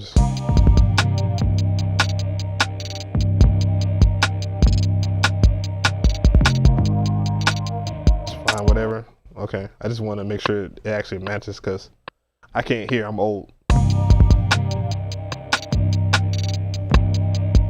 Offbeat. Nope. I'll do that again, of course.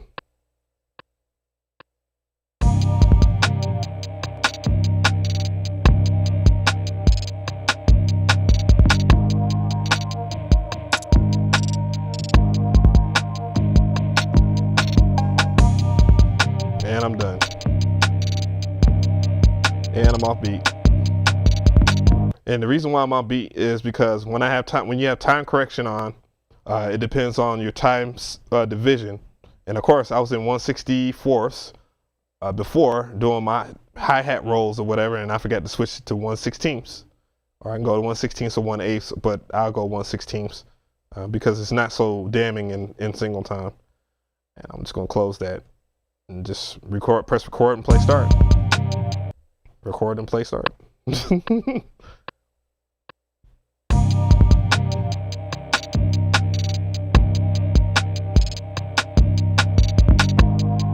Okay, I'm gonna actually play with some damn.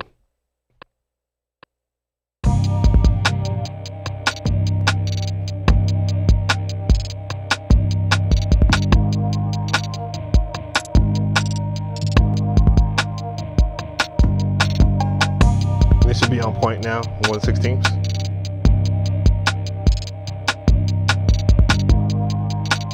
And this right here,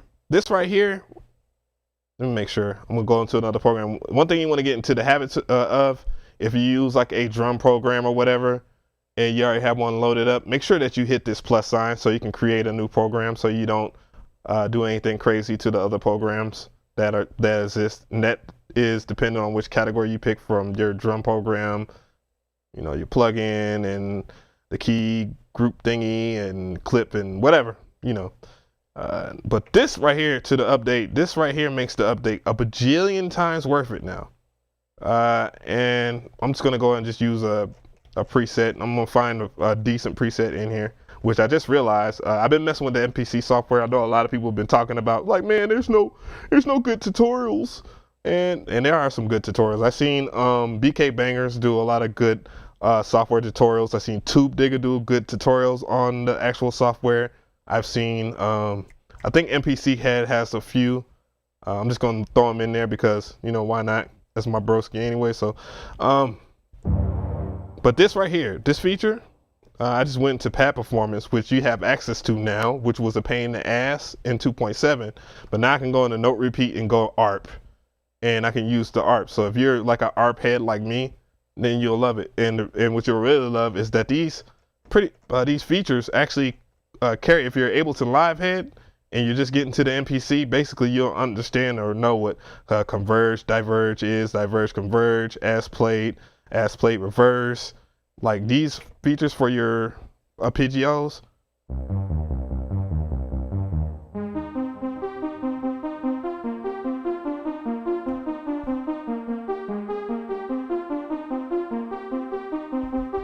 So, you know, I'm gonna pick a better sound than that.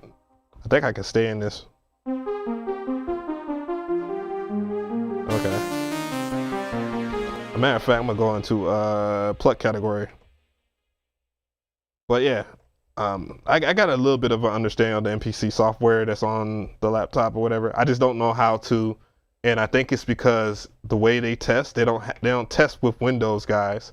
I have no access to my hard drive on my MPC when I plug it up, and that's a disappointing. And I tried to unhide my folders and my drivers, and it still didn't do anything. But when I want to use like a third-party plugin on the desktop and bounce it into my MPC, I can't do that. So that's the only thing I don't like. Let's record this shit in here.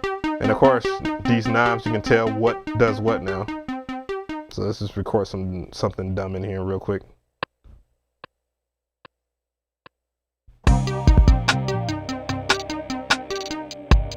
Oh, see, I'm an idiot. See, I was already on track 3. I fucked up, and that was my key group track.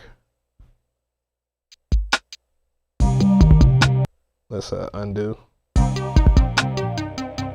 again. Undo again. No. Whatever. I'll do that again. Whatever. That's my fault anyways for being a big shot. But I want to make sure I have a good sound though.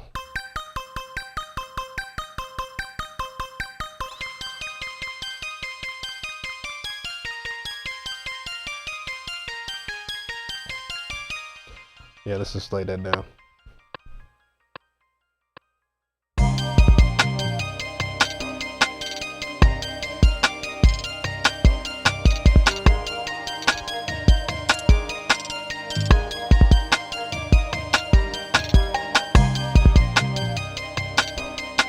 Now I can just fill out stuff, you know, whatever the track needs. Of course I was dumb, so I got to do the bass line again.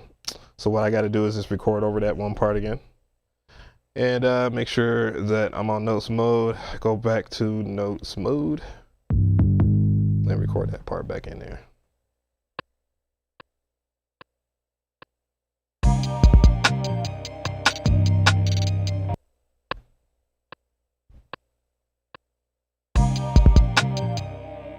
Oh, really? Oh, well, that would make sense, right, if I turn that off? Oh, I'm terrible.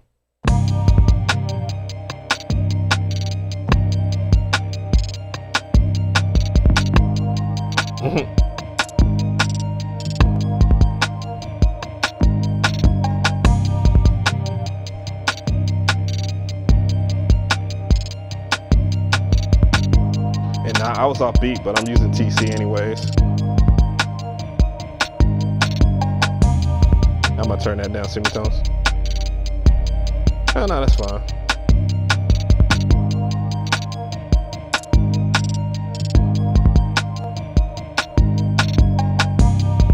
If you're like one of those guys that like to do all that Metro Boomin type stuff, so Metro Boomin, if you're watching me, what are you doing? You sniffing my damn shoulder for? What time is it? 8:16. I'll take you outside, puppy. You can just where are we at? Where are we?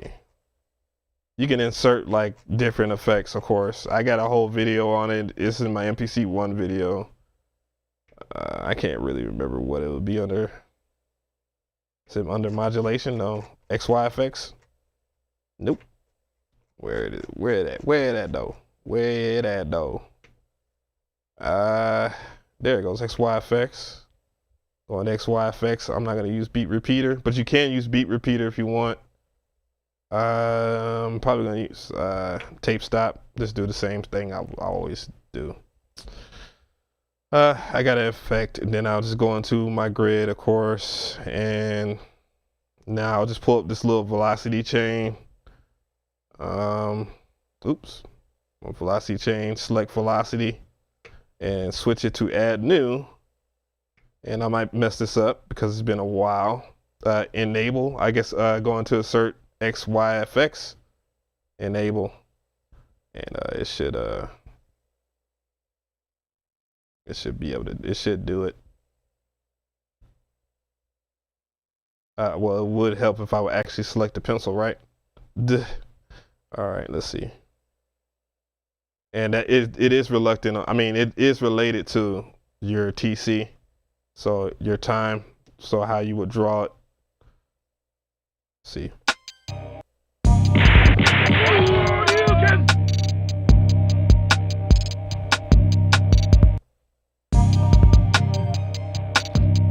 I gotta hear this, so let's go into main, solo, and then go shift, main, grid.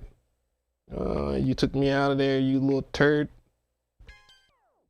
You can hear it. Okay, so I'm not a complete idiot. I still know what I'm talking about. And then you just draw it in there. Now, is it as quick as FL? No, but is it rewarding? Yes, if you have the right effect.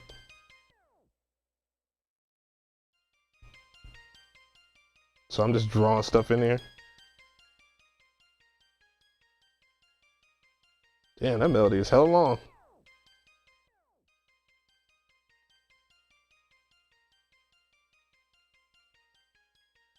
So I'm gonna go right here.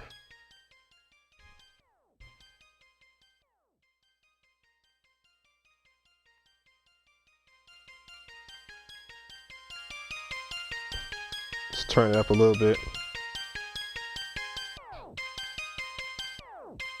So you can have that in there, if that's even cool anymore. Holy crap.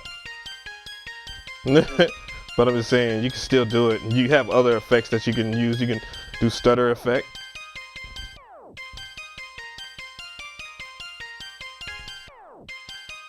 So what I'm gonna do over here is go over here to my main and change the XY effect to something else. I don't know. Maybe I don't want to do tape stop, maybe ring modulation, or like beat stutter, beat repeater, blah blah blah, low.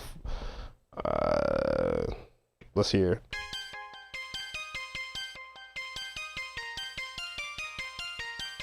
Yeah, you slightly hear it.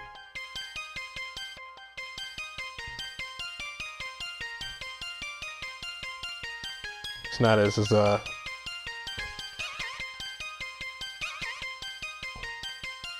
but I think that's more related to if you will set it up to where you want the reverse it. Hold on.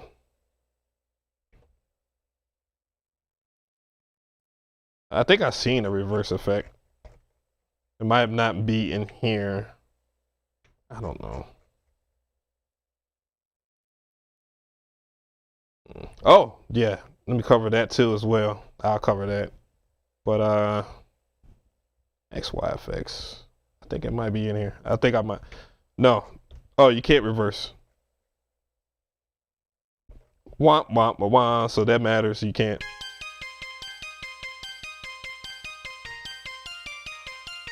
What's wave? I guess wave folder is just nothing. I'll do tape stop then.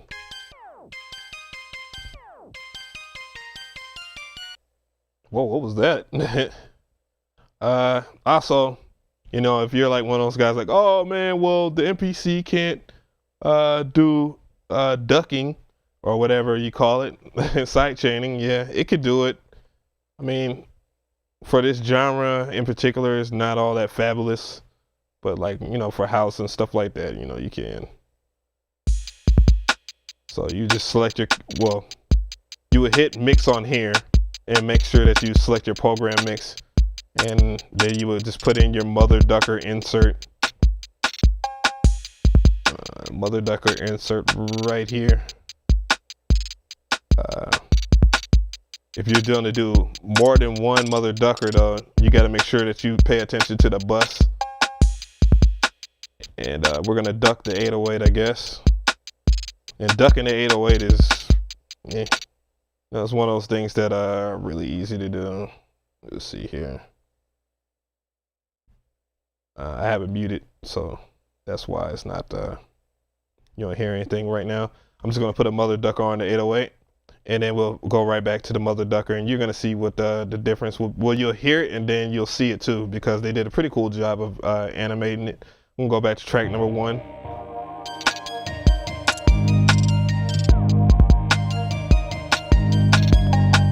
You can hear it ducking the 808.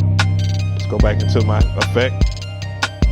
And you can see the duck kind of move, but the reason why it's not moving very hard is because you gotta adjust the threshold. Now you see the duck. You gotta adjust the ratio too, so that the duck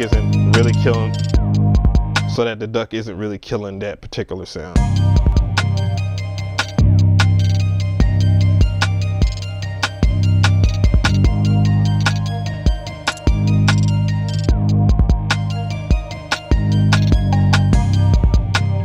I'm gonna fix that one damn sound. Go over here and hide. These are things that I had to learn. I had to learn from experimenting, because there weren't answers out there. Some weren't out there. And the mother ducker thing, obviously, people did the tutorial on that as soon as possible because people asked for that. Here go MG the Future. God damn, don't do it, man. Don't do it. Don't do it. You hear how crispy those drums are? Oh, shit. Oh man, this nigga almost killed me, bruh. I almost lost my damn. Af never asked me. Hate to see it. Chill cow, is it black? I'm appalled. Hold up, I gotta read this. I love the MPC, just don't love tracking it out. Yeah, I keep forgetting I got Nexus 3, because Nexus 3 is kind of just like, okay. We all bought it just to do a review on it. That's all we really cared about, just to be on the wave. We all know that Nexus shit is not great. A lot of that extra rumpler stuff is, I don't know. I feel it's overrated. Here go Melodic Mouse talking about he about to poop on my shoulder. I use the MPC to remember hip hop. Oh my God! I just saw somebody mention KBZ. I saw that he didn't leave up that last stream. He had a stream. His stream was only like 50 people in his stream, and so he deleted it. I guess his bot didn't work. Oh, I thought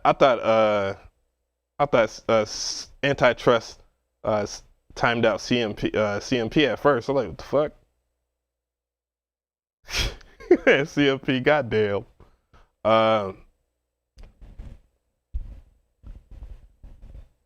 The streets don't love bees.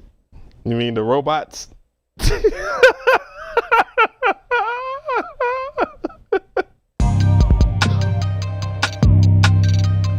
Yeah, I'm not. I mean, as far as like tracking out on this, I might as well just do it. Fuck it. I don't necessarily love tracking out on this either, just to keep it real, but there are different things that you can do. Like, one, for starters, let me go ahead and save this real quick, because this beat kind of did come out okay.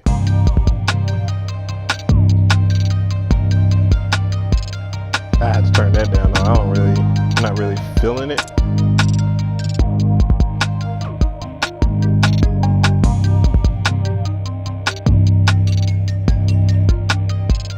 Fuck it.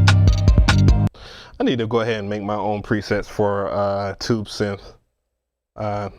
Making presets for Tube Synth is better to do it on. The reason why I'm starting to get into the MPC software is it's easier to do all the presets on your desktop than it is. Well, it's the same. It's the same experience, but I think it'd just be easier to make the folder and blah, blah, blah, and all that shit and whatever. Let's see. Tracking out on this it's not bad. It's not fun either, but there's two different ways of doing it. Well, you have this way, of course. You could just play with the this way, where you play with the track mutes.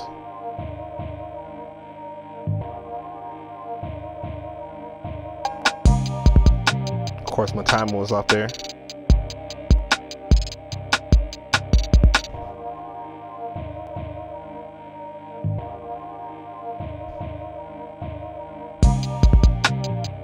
But let me actually do it. So basically what you do here is go, you got it. I think 64, if you do like a 64 pattern or whatever, a 64 bar pattern in your sequence, that would be enough for a song, I guess. You know, and we got 32 bars now, 64. So we got 64 bars. 64 bars. And so what you would do is go into mute all your tracks, of course. Play start.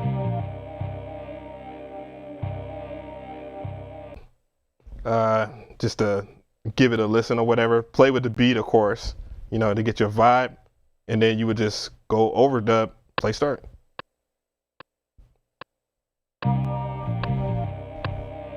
I guess I really don't need the, hold on.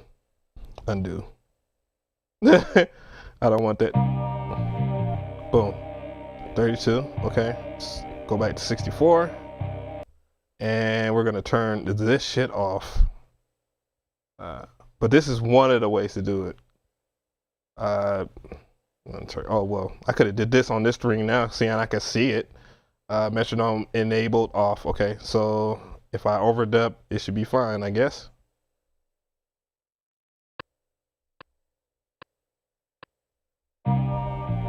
And then just go into your track mutes and then live track mute, of course, and it'll record the beat.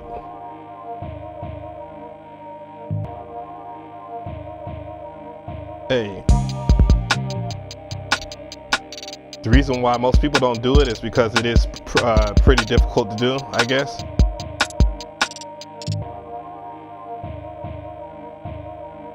Because it's timing reliant.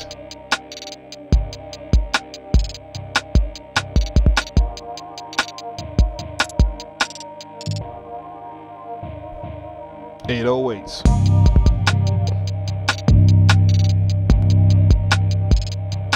I had to mix that. God damn.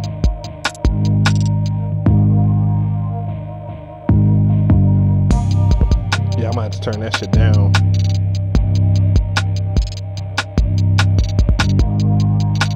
You know, you can just rap in your head and get the bars.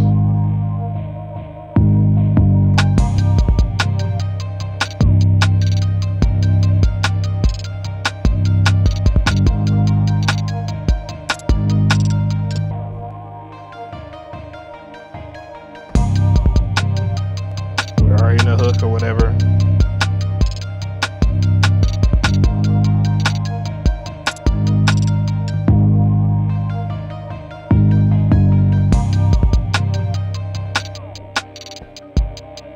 And of course I fucked up, but whatever, it doesn't matter for me. I'm just gonna use this beat for like a demo or some shit, unless somebody actually wants to rap on it.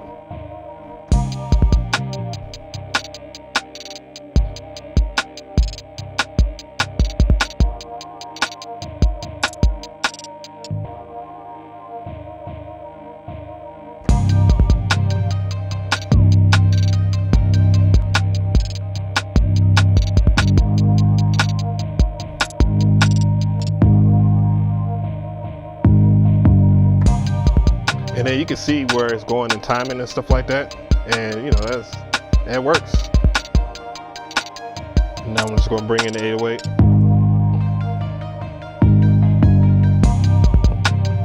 Yeah, I'm definitely gonna mix that bitch down.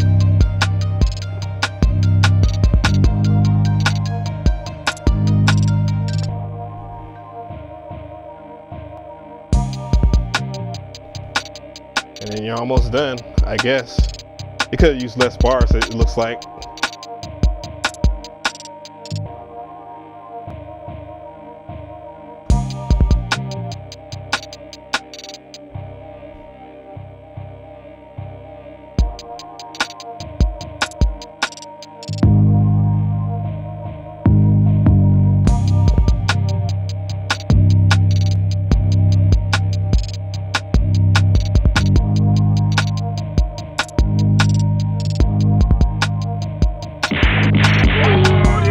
Appreciate you for subbing. Hey, hey.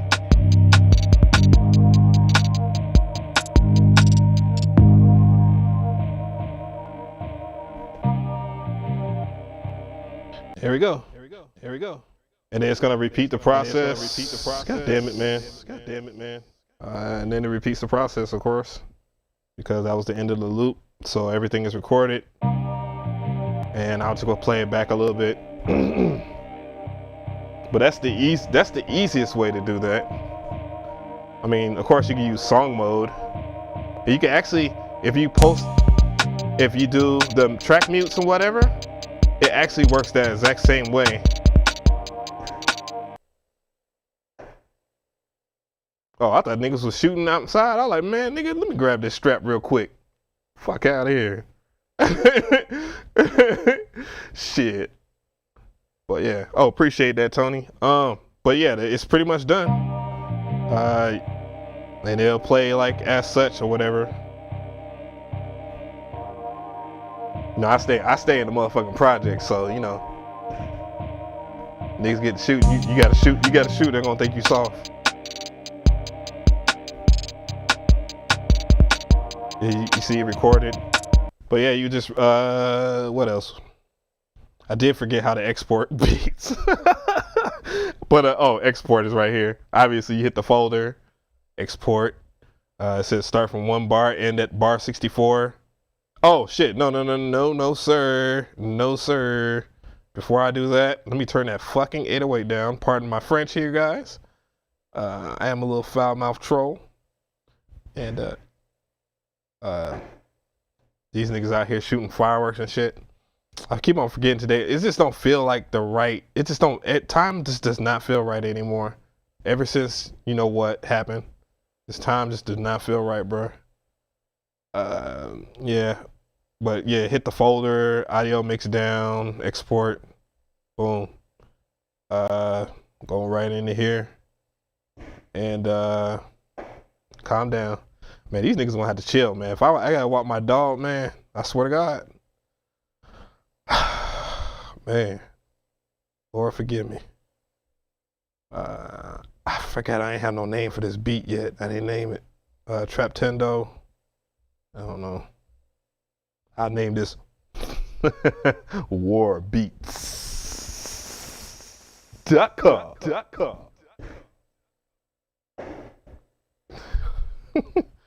Let's see. And just export it. Export it into my Kai beat folder. But yeah, that's the easy way of doing that. They make fireworks? Nah, they fireworks, dog. I know what a hammer sounds like, dog. I got 3 different hammers, bro. I got a K47. What? I got this is some Texas shit right here. I got a Springfield XD 40 cal. And then I got the Glock 26. And I got that from the police department. So I know what hammers sound like. Not to mention I don't shot so many different hammers.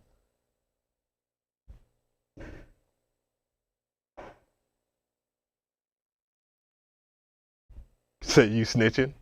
I'm snitching. What are you talking about? I own my own. Like, dog, I'm not snitching. Like, I'm gonna tell you something, man. I stay in Georgia for a reason, and I say this not to advocate violence, but I say, as somebody from the South, the right to bear arms matters a lot. And if you're gonna bear arms the right way. That's all I say. Hell, it's even looser. I didn't even know how loose it was. No, Texas is as loose as Georgia when it comes to firearm law.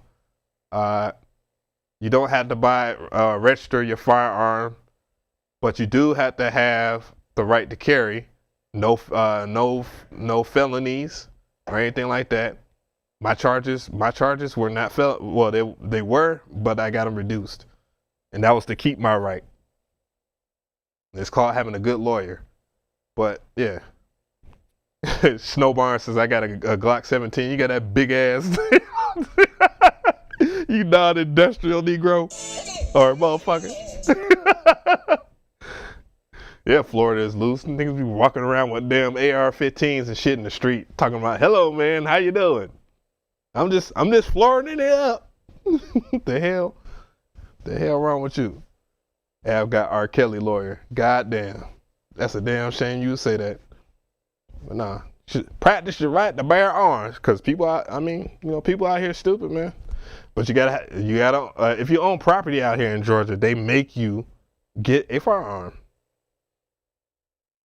But as you can see by the news, because everybody knows about it, the downside of that is everybody thinks that they're fucking police. And they get involved in shit, and now we got to deal with shit like this, and that makes the legislator, that makes everybody in Congress look stupid when they have those NRA lobbyists, and then people that are anti-NRA, and eventually it's gonna give it up. Something's gonna give, and that's when we're gonna have the real problems.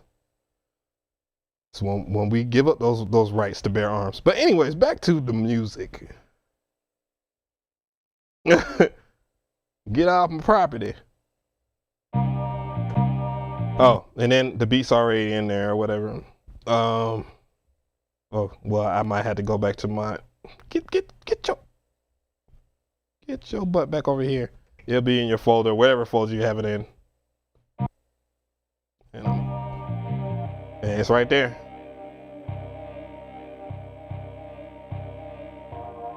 It's not gonna play the whole entire beat, which kind of sucks because I wanted to play my beats from my MPC because I got the speaker, which would be fire, but it won't play the whole entire beat unless that's something that you gotta turn on in the preference.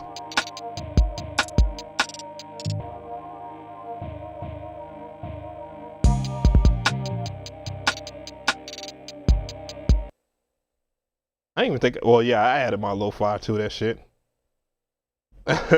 MG is probably, I'm surprised MGA said, "Oh, so you gonna tell me the null test won't work for the MPC if you put it in the Ableton Live?"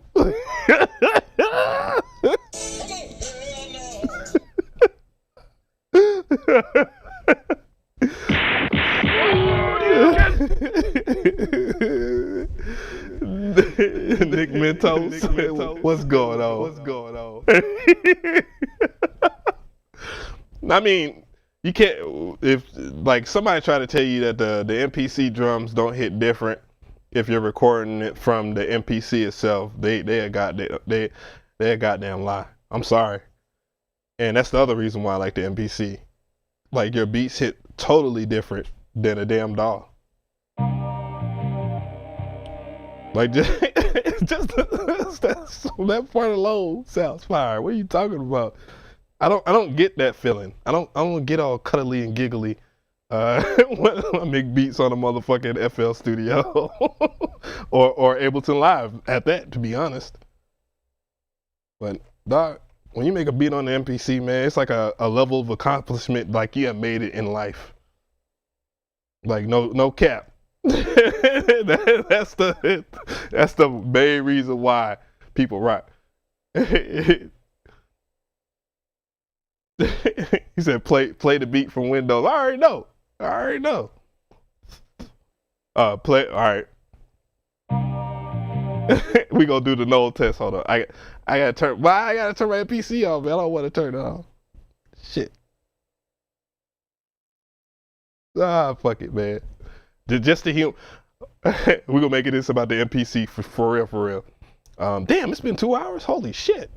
All right, I'm gonna play the beat from the computer. We're gonna do the MG the Future test. This is called the MG the Future test. From now on. Oh shit. No, save, bruh. No, sir. Let me save that. That was called warbeats.com.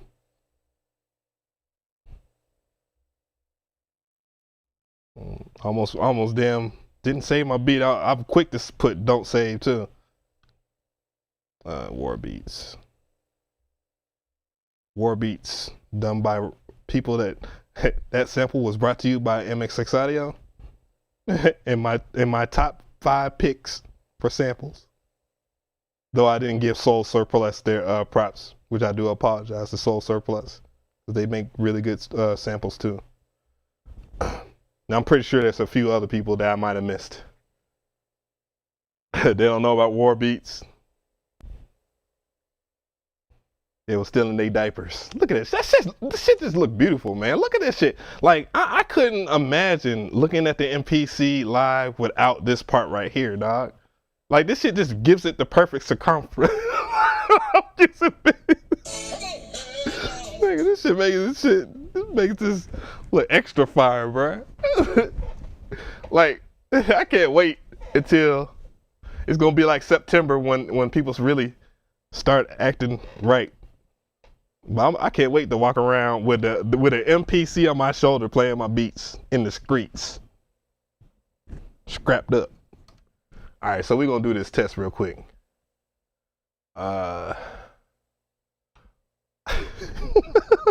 Metro Boomin, dog. Metro Boomin lifted me, dog. He said, I saw, oh. Killer. Pistol packing, never slacking, bitch. That nigga disrespectful as hell, man. That nigga said, oh yeah, I could do better than F. June 2nd, 2019. I need to find that goddamn stream where I actually made that beat. I need to find that stream, boy. That nigga Metro was in the cut like, shit, where them samples at? Oh, he put it on his website? That nigga ain't gonna get no credit, just like how I did his ass on that damn Savage Mode. Nigga made a whole entire beat tape with drums. And people was trying to claim that they were their drums too. I tell you, boy. God damn. I love Metro, man. That's one of the young jits I respect like a motherfucker. I ain't gonna lie. And I'm just joking right now anyways, but all right, we're gonna listen to it. Hold on. What is this? What? I don't use that. Oh, he was making beats in FL Studio. That's my thumbnail software. Where is it at? Oh hell no, let me close that. I want y'all knowing what that is. I got so many damn. That's the wrong one. Removable disk E. My MPC shit. Akai Beats. This is my beat. This is the beat right here. It might be distorted too, by the way, guys, cause fucking Aturia. That loop back feature is kind of. God damn, I didn't know it was this fucking punchy.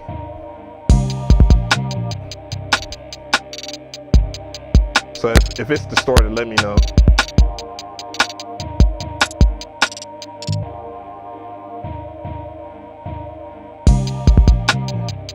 The 808 don't come in yet.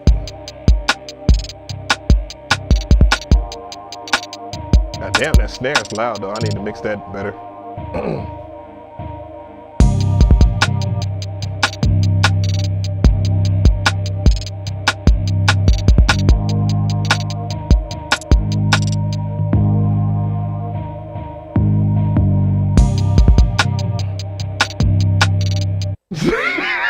He got the M88 song right there. Yeah, he said don't sound the same. Nah, I mean, if you playing it for the computer, like, look, like, oh man, here we go. Here we go, man. I'm not about to do it. Y'all ain't about to decap me, man. Fuck that. Y'all ain't about to decap me. Y'all ain't about to decap me, bro. We ain't doing that type of party. It's not that type of party over here. We ain't gonna decap me. Yeah, it was clipping a little bit. Yeah. That's not because of the well, it's clipping, but like you can really hear it through the loopback on the MPC. I mean, on the Cheeria Audiophile Studio. I really hate that shit. Says it sound like a clean FL mix. Oh Lord.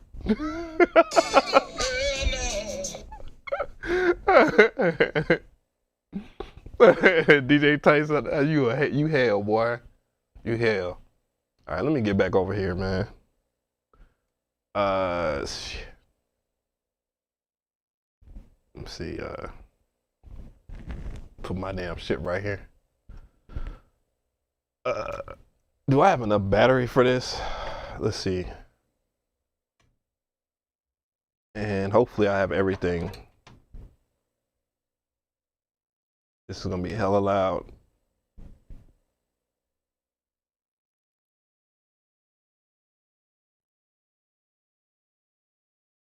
I hope we got the same headphones.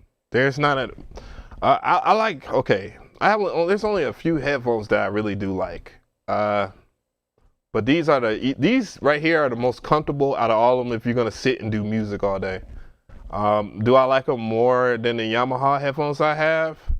Probably, yeah, because they don't really give me a headache afterwards.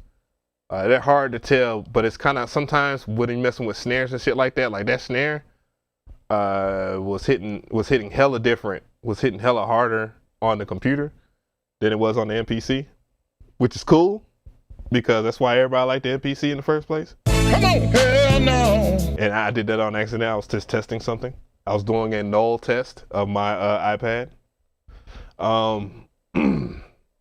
See here, go over here, go to this right here, see if I can pull this shit up. Okay, now my iPad is on. Where is it? I can't wait to explain this setup. I need to update this shit so bad. Not now. Pull up this. Hit keys on the keyboard. Duh, gotta turn my MPC on so I can actually use my keyboard now. You should get the open back headphones, better soundstage. Yeah, I should get I don't know, right now, even though I got money, bro, like I really don't want to spend any more money on gear, man. It's like, what do I be getting? Gonna cook up on Beatmaker 3? Maybe one day. I don't know. Maybe one day. Okay. Uh-oh. All right, let me check something real quick.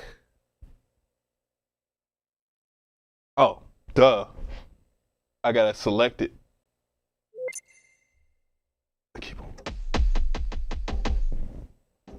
Okay, so that's working. That mix is muddy. Have the open backs. Yeah, Metro gonna make an Akai bring back that 2000, bring the 2000 back XL. If I'm not mistaken, they can't bring that back because it was just like with Roger Lynn, they had a totally different engineer. Shit. So that's the wrong okay, so it's this one then. Fuck. I gotta play the guessing game with this shit. My dog is tripping. He is such a baby, man. This is the pain in the ass about with MIDI gear. I'm probably just gonna have to do some maintenance. I don't want to break anything.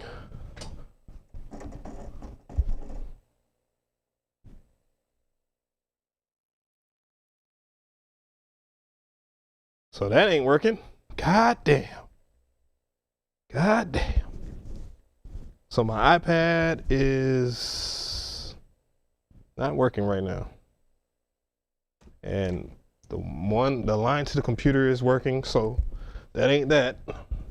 I plugged up something wrong.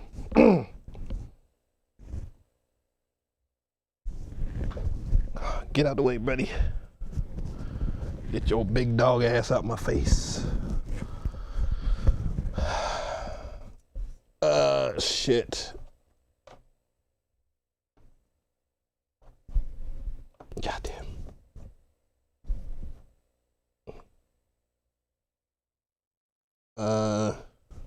Something tells me I'm gonna fuck everything up.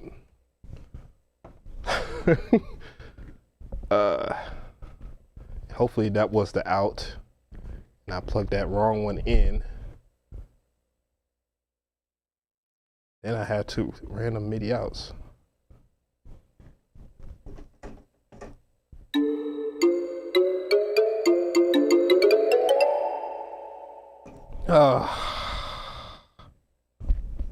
Yeah. That sucks. I need to fix that now. I ain't gonna fix that. Roger Lynn still making hardware. Lynn instrument. Yeah, that shit costs like I don't know. I'm not really a fan of it. I think it's cool, but it's just not like for me.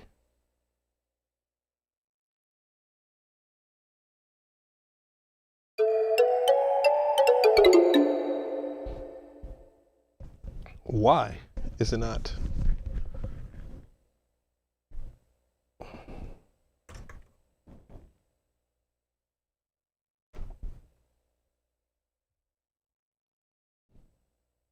So it's on drive A. And I grabbed this. I'm gonna have to fix this. That's why I gotta fix this. Make sure this is the right one. Goddamn. Not getting nothing from the pad, so that isn't the right one.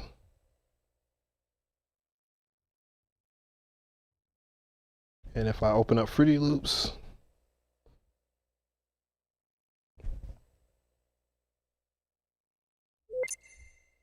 oh, I gotta go to remote. Yeah. I gotta work on my hybrid setup.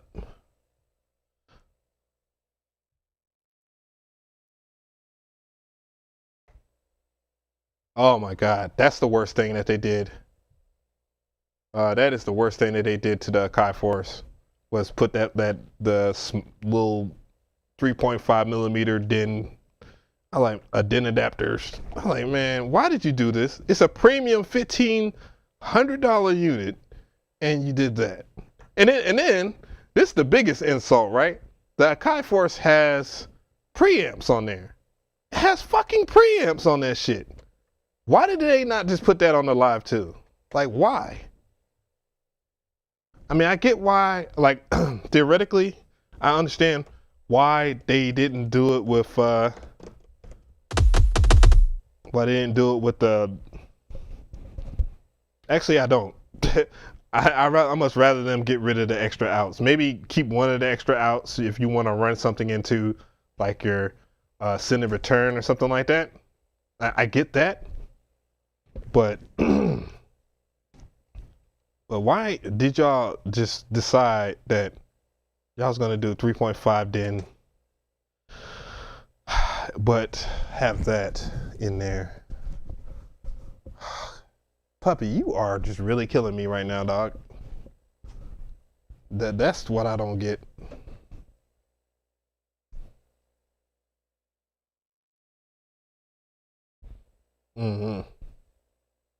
Hate to see it.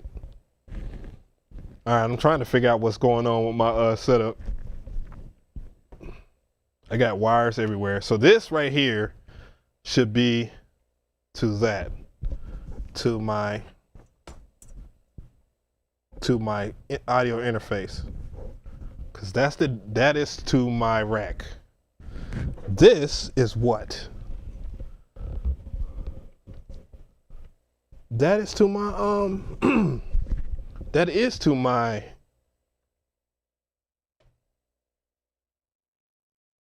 so why is it not working?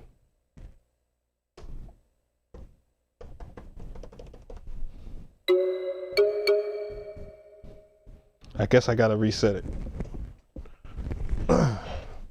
This setup is stupid, but it's dope. All right, let's try to exit out of all this extra stuff on here. Twitter, because these niggas on Twitter are getting on my nerves. All right, let's try to open up this crap again.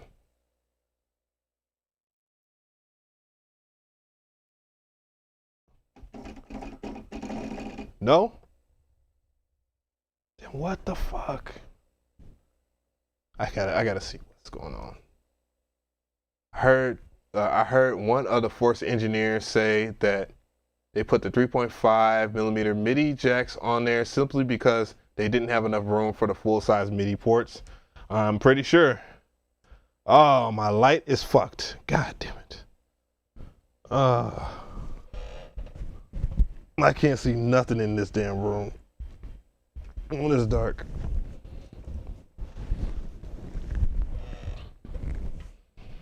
Shit.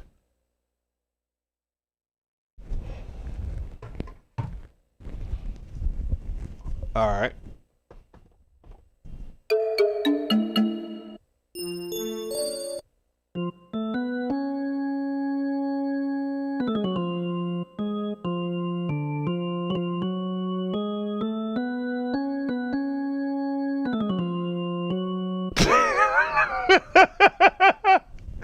Yeah, I'm wildin'. I'm really trying to figure out what I gotta do to get this shit to working, yo. I have it on MIDI. It's on the MIDI track. That's FL Studio. That is triggering right now. Am I missing a MIDI port? Anywhere. Anywhere. That is not a MIDI port. That is not a MIDI port. What is this? What is this MIDI port going to right now? Shit.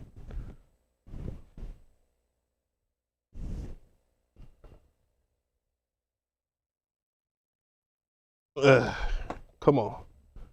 Fix the wires. This is the worst thing about this damn setup of my. I got so many wires everywhere. That is plugged up to what? I can't see. Is it hanging down here? What?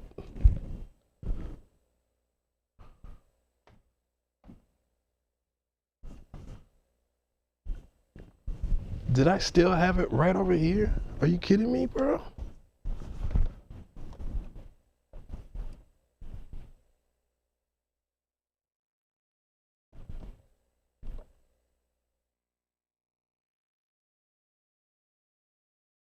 Oh, crap. No. I didn't mean to do that.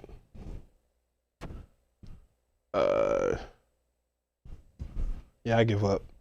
I don't care, man. I'm about to go. I whip one up and I'm out.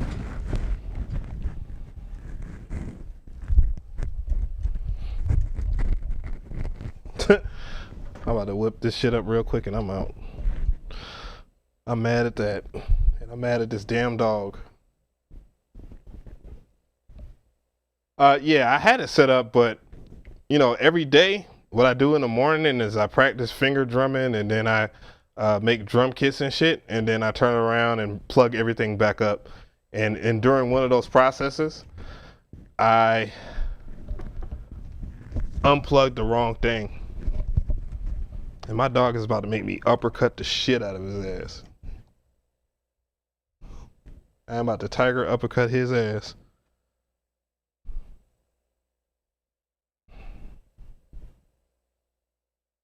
Whatever, it doesn't matter.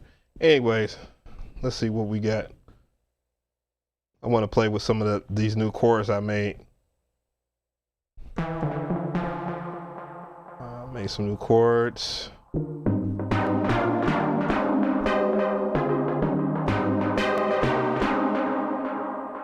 Cause I'm about to do a lot of shit. I ain't about to sit here and do everything that everybody else does. I'm a motherfucking do house shit. Matter of fact, I'm about to just go. Since niggas want to jack us, I'm jacking them back.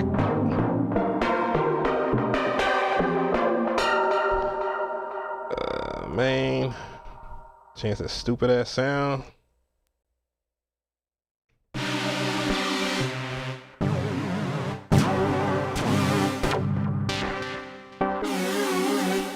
You know what? Electric.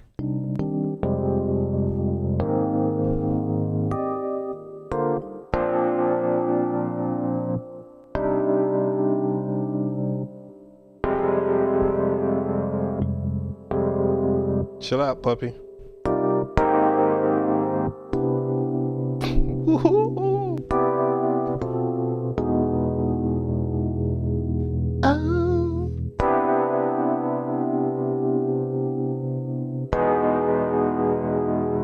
These niggas wanna Fruity Loop me. These niggas be hating on me. Fake ass niggas on the web. Go kill yourself. You're not supposed to say that during the stream. You're gonna get canceled.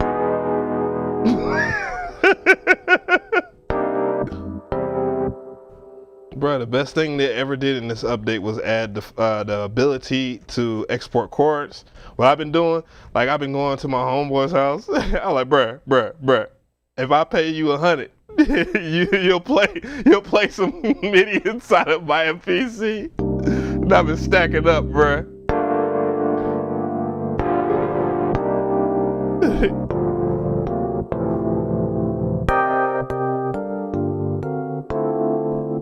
And then the other thing I've been doing the other thing I've been doing is been going into FL Studio and building up the chord progressions in there, because they had the scale helper and then they also had the scale stamps. So I've been using the little scale stamps. I'll show you what I mean in a second. Ow.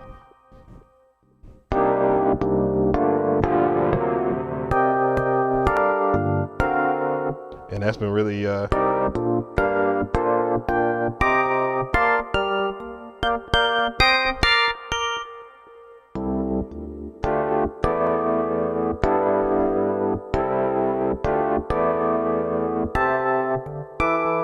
and then I've been doing different things, and then I just import them into the MPC.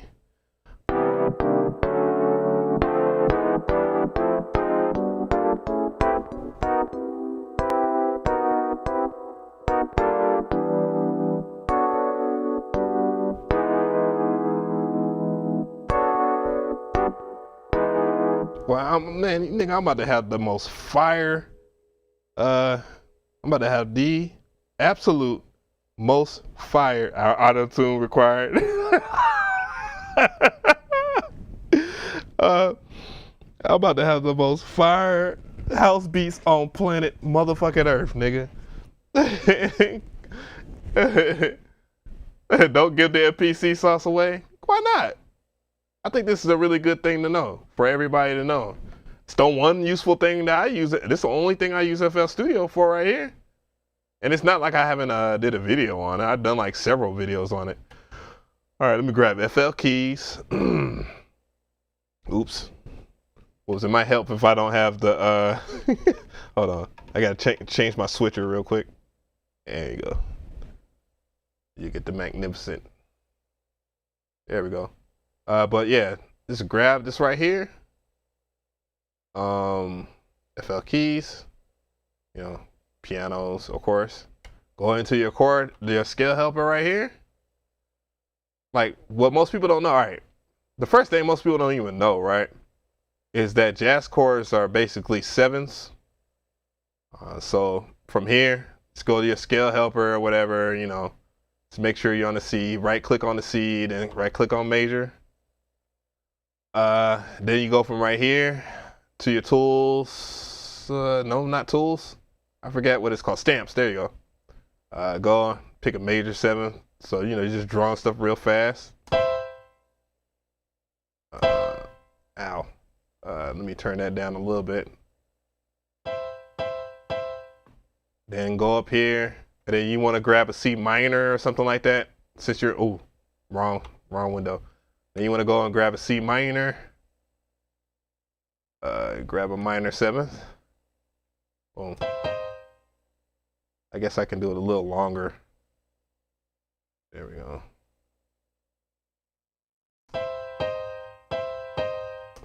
And you just keep on building these shits.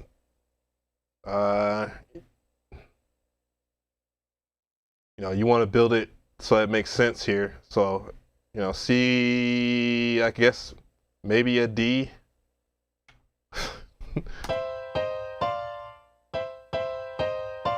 Slow it down a little bit.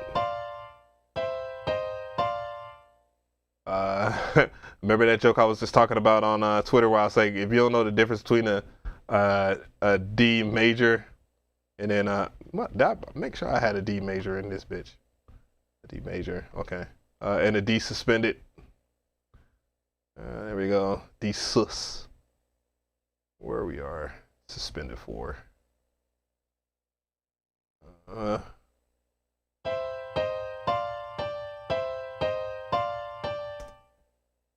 But I don't want to use that. I want to use one of the advanced ones, the jazz. Like this the gems right here, because this is so not obvious. But this is where you would dig and get the more diverse scales in here. You still gotta know a little bit of music theory.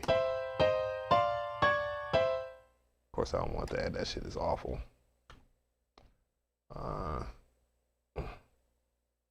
But I did this for a little bit until I just like, you know, man, how about I ask somebody that's a jazz pianist to give me some shit? You know what I'm saying? Let's erase that. Get a C add in there.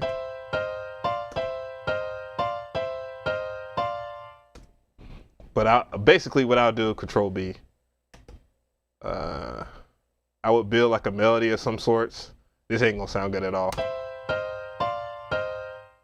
But you know, I'll build the melody or whatever, and then I would save it. Export MIDI file, type it in there, and then just save it in my MPC, and then go to progressions. I was making a melody the other day, so I saw so many people in there. It's like, man, where'd you get those? Where'd you get all those from? And of course, I got some from Musician Paradise, which is, again, he's a jazz player too. But I was just like, you know, I could do some of these myself. I mean, I listen to enough progressions, and it gets worse if you use something like Melodyne with like a jazz piano player playing a jazz piano solo. And then you can just suck all the soul out of that shit and just put it right back into your MPC. We're not. Yeah. Oh yeah. Belts with pre-war Akai stuff. But yeah. But yeah, I've been going in here and just been grabbing shit and just seeing what works. I can grab a major 19th here. Let's get this out. Why I got this shit so fast anyways? But I think if you go all the way up to 1, 2, 3, 4, 5. Yeah, if you do, I believe these quarter notes. If you do all quarter notes right here to 5, you get 16 pads basically. Is what I'm saying. As I do a terrible job of doing this. There we go. Now I'm gonna just build a melody. Need an F major. Not gonna sound right because you want to start with the F major. That's a good open chord. Music theory and shit.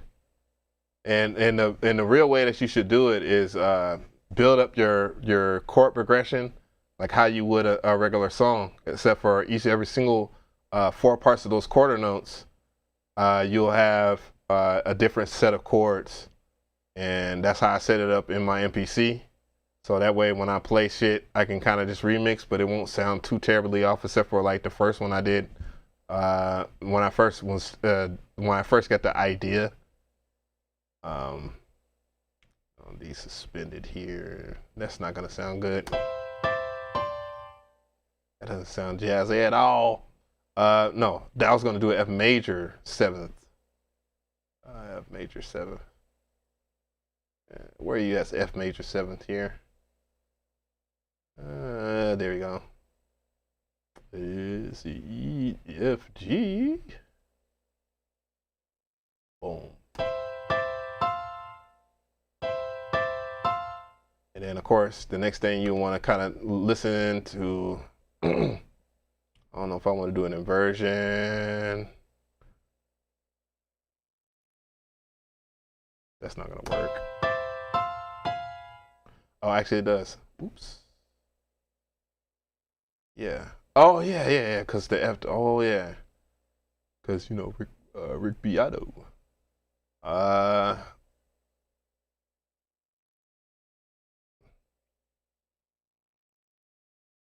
But do I want to use the flat though?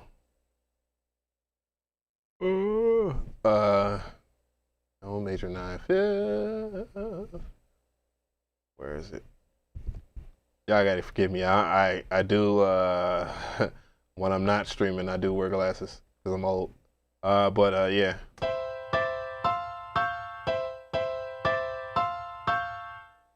I hate how this is playing so fast.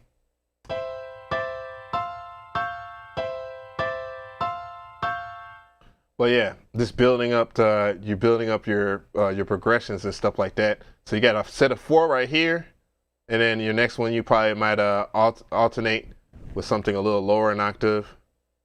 We're gonna go beyond below the C6. Oops, I forgot. I know there's a hotkey for this, for your stamps. There is an F minor.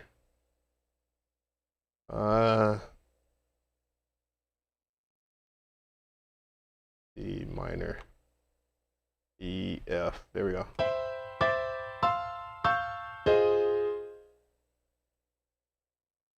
Then we're gonna go up 1. I wish it would continue to do that. Oh, yeah, it can. Control B. Whoops. Well, whatever. Damn it. I just need a little bit of that.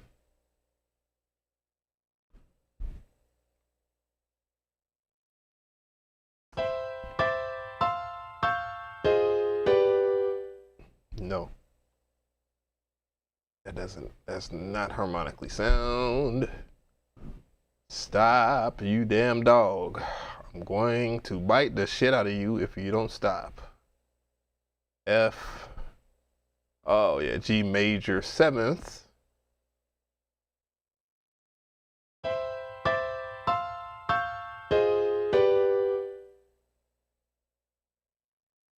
Probably might want to go the opposite way. Well, really, not really a G. On major it will be a A flat because of that.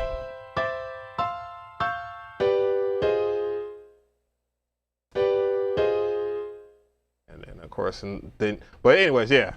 I don't know. I'm just messing around right now, but yeah, we need to. Oh, I'm just reading y'all fools stuff now, but yeah. That is like that's a good way to like build up your chords, and then I don't even have to do the MPC software. What I do is I just MPC X Mark II. I wouldn't know, but I'm pretty sure it would be happening. But what I'll do is since I have the my Achurius AudioFuse Studio going into my MPC, I will just record it from there. I would just record it whatever I do in the DAW inside of my MPC, and then bloop. Just like if I had a, so, you know, there's some software that's coming out soon. There's some software that's coming out soon that's gonna, yeah. It's gonna, yeah.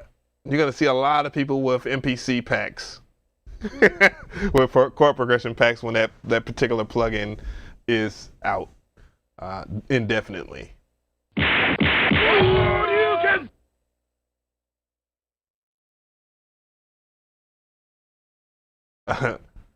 Oh.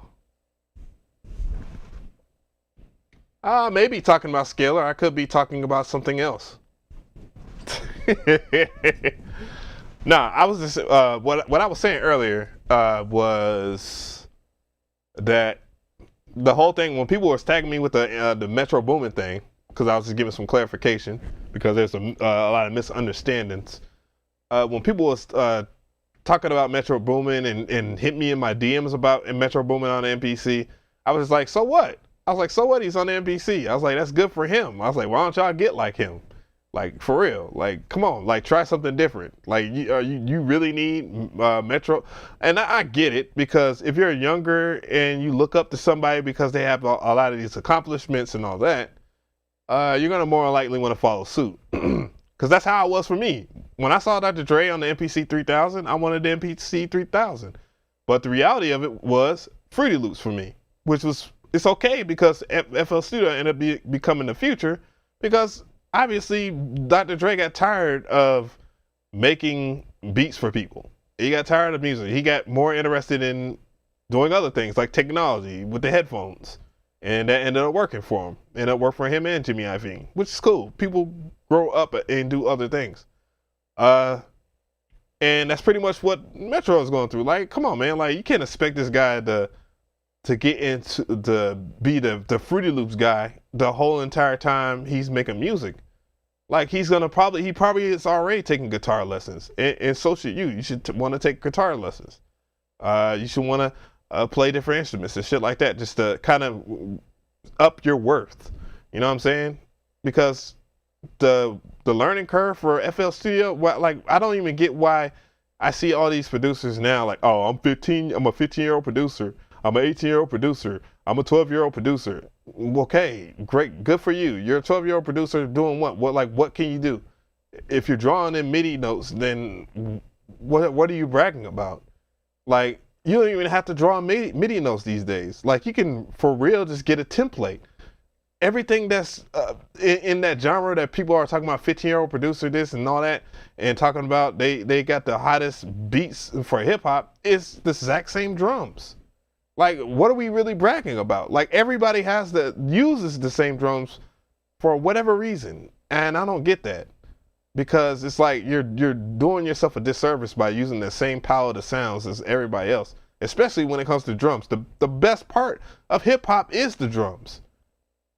That is what kind of separates us in subgenres. But now it's just like, oh, well, you know, I do trap beats. This is the trap sounds. Okay.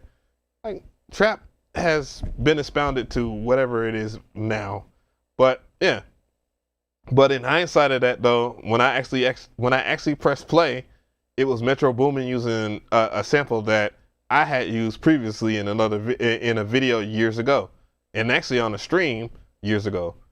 And that's where two people had just like, bro, no, you didn't hear what he was doing. And I was like, oh, okay, well, yeah, but it's not me saying that. It's Project Pat saying that. And, you know, obviously it was the exact same sample. He chopped it the exact same way too as well. Not really tripping about that. I don't really care about that. It's good for him. If he makes it a hot song, that's great. I had a whole 2 years to put that shit out, put my joint out. Sit down. Sit down. I had a whole 2 years to put my joint out, so I'm not really tripping about that. Trap is going back to EDM. Tell them to keep it up, losers.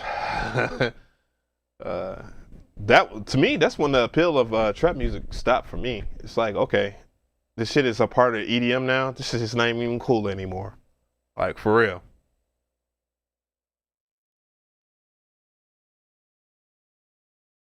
But yeah, you know what I'm saying? Like, the sample of his joint. Let's play his shit. pistol packing, never slacking, bitch killer, killer. Pistol packing, never slacking, bitch killer.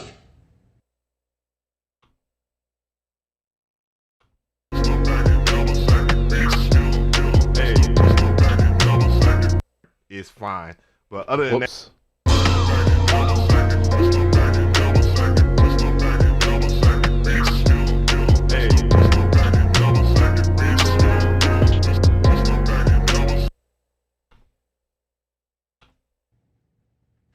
Pistol packing.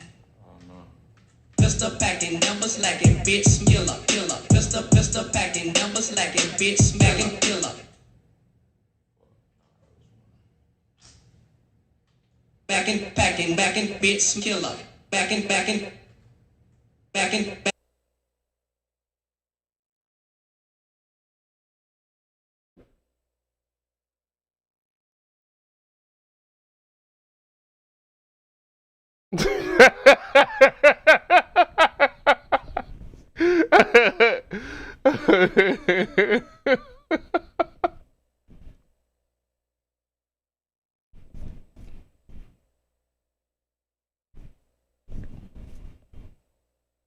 Coincidence. The biggest coincidence of that is this. Again, this.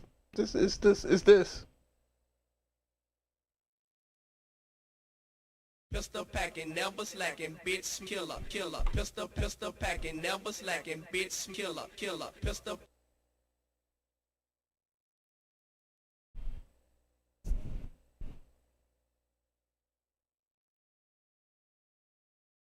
I chopped that sample.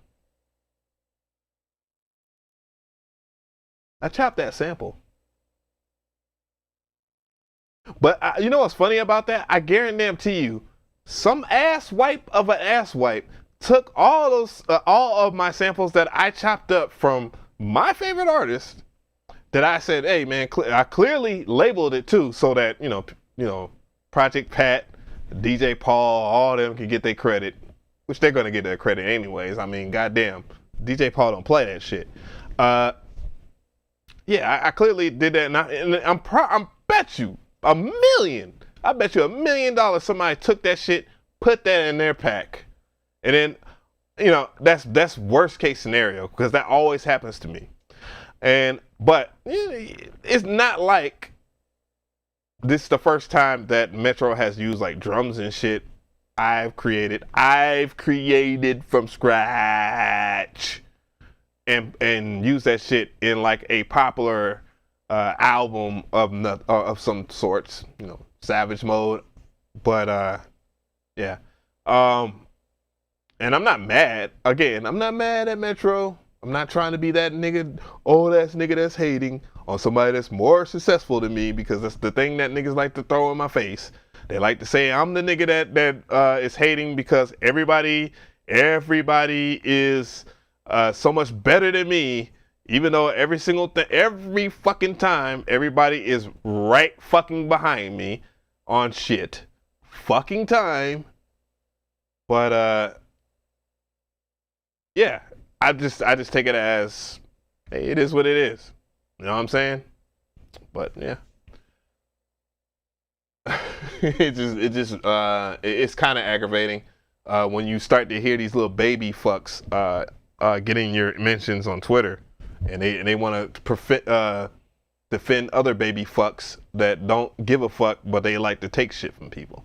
I'm not saying Metro takes shit from people, but I'm just saying that it would be nice if niggas would have some kind of respect for what I do, and I do have respect for them, what they do. You know what I'm saying? But whatever, man, whatever. It's not Metro. It's his fucking fan base. It's niggas like that. It's the niggas that wanna It's the people. I want to keep on saying niggas because it's so ignorant, but it's the people that are hitting the like button and continue to spam in his comment sections. Man, could you give me a placement, my nigga? Could you give me a placement? I got hot beats. I got hot this. I got fire that. I got loops. I got this. The niggas that beg. Y'all niggas don't understand. if y'all really want to make a splash, then don't be the guy that spams. Be the guy that sets the trend. Simple as that. Simple.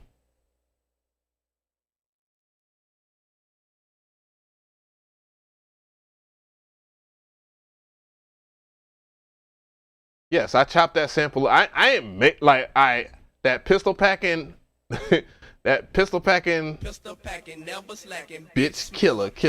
That's Project Pat. That's Project Pat. Nah, I'm not saying that I made that actual sample, but it's quite cool. It's quite a coincidence that he would chop it up the same way. That's not the whole entire song, by the way. It's not the whole entire song.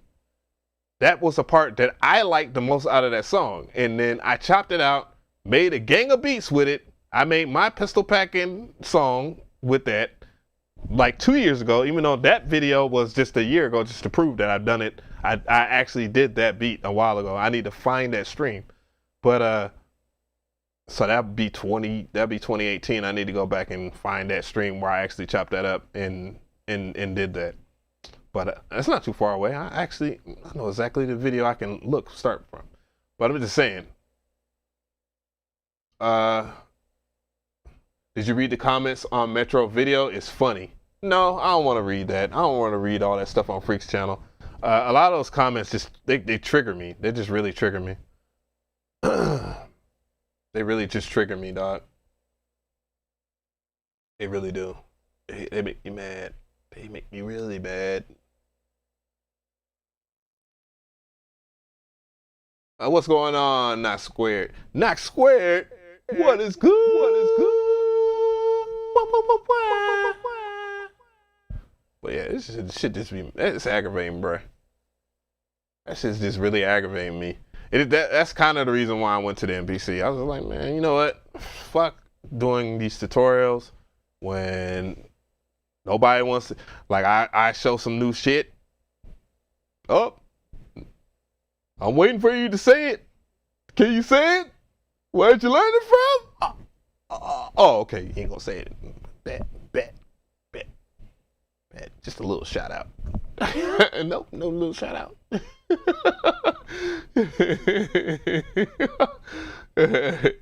It's like, no shout out. Okay. Okay. So you're gonna give this other kid a shout out that just started making beats yesterday? Okay. All right, cool. Oh, you're gonna give the kid that looks just like you a shout out, huh? Mm-hmm. Oh, okay. All right.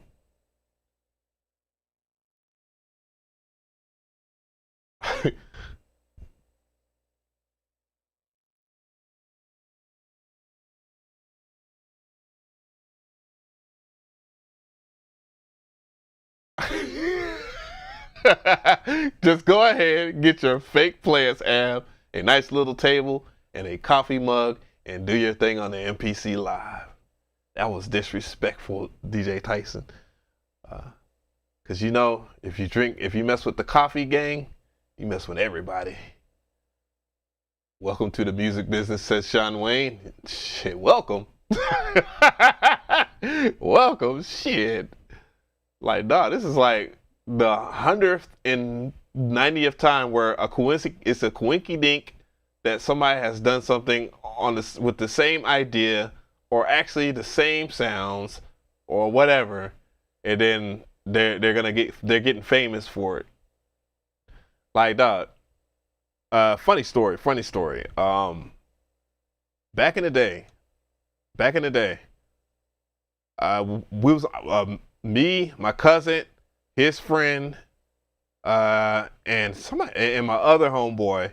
We was on a website called PMP Worldwide, which is a website we all was on rockbattle.com, and I believe Not Squared was on rockbattle.com too as well. I just recently found out MG the Future was on there, and then of course a lot of people that be in the chat. A lot of y'all we all just kind of followed on to things like this, like YouTube, just natural, right? But we was on PMP Worldwide. We had just got off rockbattle.com, and it was a breath of fresh air. Puff Daddy's A&R at the time was Corad. co-rap. Lenny S was on there. You know, they all had formed this. There's a whole, what other A&Rs, man? I feel bad because I know some of them do watch this channel still. But yeah, they had on Symbolic One was discovered off of PMP Worldwide. I think Lenny S actually discovered him. And then he ended up working and getting that big, massive record with Katy Perry. But before that, it was Kanye West. He got discovered off of there. We had worked with several other A&Rs from over there in Atlantic Records. Of course, I like right in between us doing that on that website or whatever. I had signed a deal with Slip and Slide. My cousin was doing a whole bunch of records for T.I., T-Pain, and so forth, and his friends and whatnot were doing his friend was doing the same thing or whatnot. But we used to have we posted beats on PMP Worldwide, and of course, this was around the time where a lot of the Texas rappers were starting to pop, right? And what was happening during that time when the Texas rappers were really popping, like Dero, the clean on the inside, clean on the outside, like he had hit me up. And he's like, man, I got a couple of your beats. I'm like, bro, how you got a couple of my beats? Like we didn't send you any beats. I'm like, whatever. Didn't think nothing of it. Man, like this dude, I forgot his name, ASAP something, which ended up being ASAP Rocky's homeboy, mind you. This nigga was taking beats from everybody that was really dope on PMP Worldwide. And matter of fact, ASAP Rocky rapped on the beat. And you can check it, but it ended up being it was produced by us, and it was called half of it, right? And that's another story in its own. But he ended up doing his song while he was bubbling called Celebrate. And at that particular time, that's when my homeboy Vaccine, which had left Slip and Slide before me, he did a song. Him and his peoples did a song with T.I. on one of T.I.'s last albums before he had got locked up, called "I'm Back," and that ended up being a major single. But this guy, this ASAP dude, was going around taking all of our beats and sending it to artists, giving it to and it was people I didn't even know that was popping at the time. And Dero, it was before Dero had his "Clean on the Inside, Clean on the Outside," which ended up being a huge record. Which again, that was something that I missed out on the opportunity on, and I wish I had that original record still. But he had did it on my beat, and then that beat ended up being that beat. Come here, don't you do it? Come here, I'm gonna take you outside. But yeah, that was produced by, and I'm not gonna say me, but I'm gonna say Trap Camp, even though that was exactly my beat. But yeah, like we had got like tons of our beats taken off of that website in particular by this one dude. But mind you, I ain't gonna lie, he had ear of gold because he had sent beats to ASAP Rocky. He has sent beats to Future, which didn't do Racks on Racks at that time, which that was produced by Sunny Digital. Come here. So yeah. And I said, fuck this shit, man. I'm tired of fucking everybody taking beats and just taking our shit. So I just said, fuck this shit. I'm done with this fucking beat making shit. And I just started playing video games hardcore. I was like, man, fuck this shit. I'm nice on the damn pads. I'm nice on playing fighting games. So I just play fighting games and make a career out of that. That was before, you know what I'm saying, it was really cool to stream and all that shit. Before technology could even do this shit. But I saw the future in that. You know what I'm saying? But yeah, so I just said, fuck this shit. And, time goes past. And then all the Metro, then next thing you hear Southside and all these other dudes that really was on because they was putting in work. But that dude that was stealing our beats, man, he knew who was what at what time. And it's crazy because I keep on telling you the story, keep on telling people about the story of Future. Before Future was named Future, his name was Meathead. He was in a group called The Connect. And they was all signed to Rico Wade. Don't believe me? Go ask Rico Wade, and I'm pretty sure he was going to tell you where Future comes from. But a lot of people don't know that Future's name before it was Future, it was called Meathead. But everybody knew, well, even at the time when I was about to sign that deal, that other deal when I was trying to get out of Slip and Slide, I don't know why, but I was just trying to sign deals just to be a part of something, like what most young cats at the time would do. But yeah, I just like, man, that dude's gonna be it. He gonna be it. And he was like one of the cats that weren't, really. He was Dungeon Family, but he was third generation Dungeon Family. I mean, check my stats on that. I don't got a cap on some shit like that. But yeah, it was just. Yeah, that dude, he was just sending beats to everybody that was really popping. A$AP Ferg, A$AP Rocky, they really didn't have that one yet. But Celebration or Celebrate or whatever it was called, like A$AP Rocky. Hey, Shavante, mommy of your or for a. But yeah, at that particular time, dog, I was pretty much done with music, man. I was just like, I'm so sick of this shit, dog.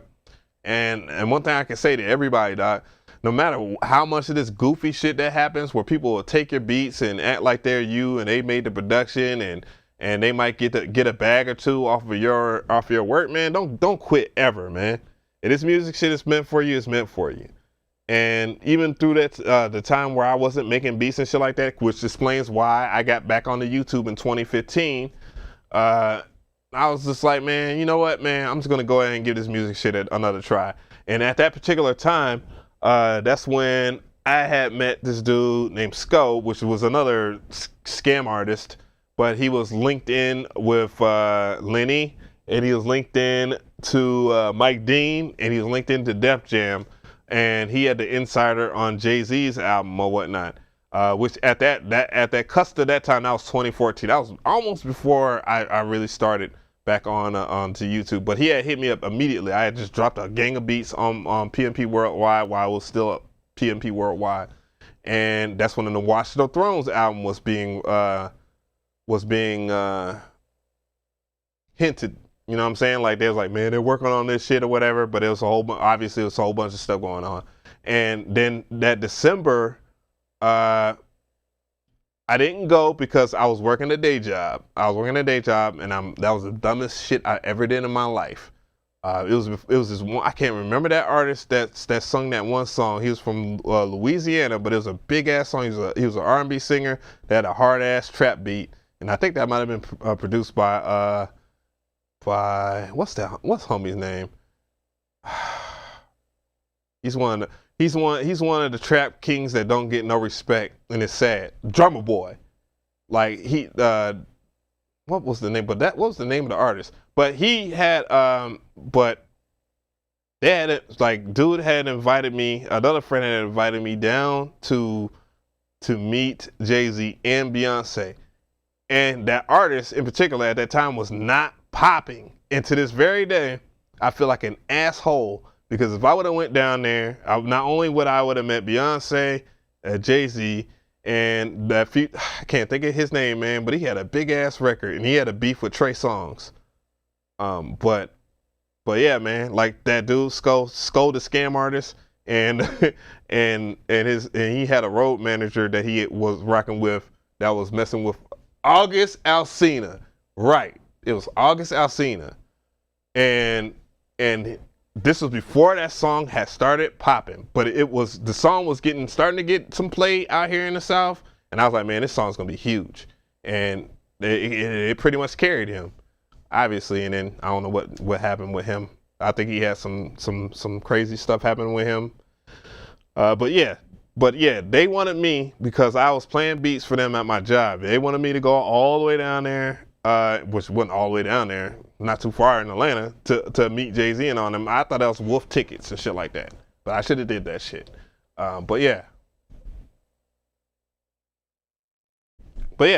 I think Drummer Boy is highly underrated. Just like I think when people say, "Oh man, Lex Luger, he the one that put this trap sound together," it's like, bruh, like Drummer Boy. So Drummer Boy and Shawty Red don't exist to you guys, and neither does Fat Boy. Okay, you know what? This generation is fucked up. And then and then same thing with Zaytoven, like, bruh, y'all, so y'all for real just gonna think Zaytoven is just second or third fiddle to all these other producers that are out now that are popping? Okay, I think a lot of people think because producers because they don't have hit records, just stop being dope, and that's not the case. Like, okay, You know what I'm saying? Whatever. What's a good way to protect your beats? The best way you can protect your beats is to, I don't know, it's just several ways you can do it. Once you make your beat, it's your copyright anyways. I'm just saying, just don't sign on shitty paperwork. The dude, he couldn't do nothing with those beats. Like, I guess that's the conclusion. Even though he had spread it out and found A$AP Rocky and on him, when he tried this, that was before, because now, the hustle that you got to worry about now is that most people don't even care about stems anymore. They'll fucking record a whole entire album, then they'll get the stems, or you won't even find out that you're on the album until the album is out. And if you're lucky, then you'll get your credit. And that's how you see it. Sometimes you see people, other producers, beef for other producers that they collab with. Is that they didn't know about that them being on the album until the end of the moment. Then they get paid for it, and the other person didn't get their credit. It's crazy. So you hate that Zaytoven plugin. Everyone uses Zaytoven plugin. The Zaytoven plugin is okay. I reviewed it. Did a shitty job though. Oh yeah, DJ Toomp. See what I mean? I do it from time to time. And DJ Toomp, he's 100% legit. No, and Toomp's damn records are legit. Like, you know what I'm saying? I don't know. I just find it crazy. Did I tag my beats? Yeah, I tagged my beats. We all tagged our beats. But what dude was doing was he would just loop that bitch. He would just, where he would chop out, we would put it like, so we just started putting our tags like in one random part of the beat, so if the person rapped on it, they would hear it. But even then, he would just re-loop that shit. It was like, what the fuck? It's like, man, fuck this dude. Y'all gotta stay away from Studio Link and producer grind. Studio Link's okay. Dude's okay. He actually cares about the damn community. That's one thing for sure. I've seen it. What happened to Funk Boogie at Slip and Slide? Didn't Funk Boogie he fucking went to slap the fuck off? From what I heard, he even dropped some videos. Him and Papa Duck, because him and Papa Duck didn't like what was going on at Slip and Slide because Ted Lucas was tired of the game, and he said, "I'm just gonna make a studio, and I'm done." When I got signed to Slip and Slide, it was pretty much the time where Rick Ross was fed up with everybody's shit over there, and he wanted to get his own dolo thing going. And that was another missed opportunity by me, because my homeboys, the Olympics, they had got theirs off with Rick Ross, and they was doing their thing, and that's when Maybach Music had hit me up one time in the email, but that's when I got locked up. I got locked up and missed out on the opportunity, because they had hit me back. It's like, yeah, man, we heard about your shit. We know about what you doing out there in Florida. Blah, blah, blah, whoop, whoop. You know what I'm saying? We know about you out here in Miami, man. Blah, blah, blah. And that's my dumb ass gets locked up. Some fucked up shit. So I missed that opportunity.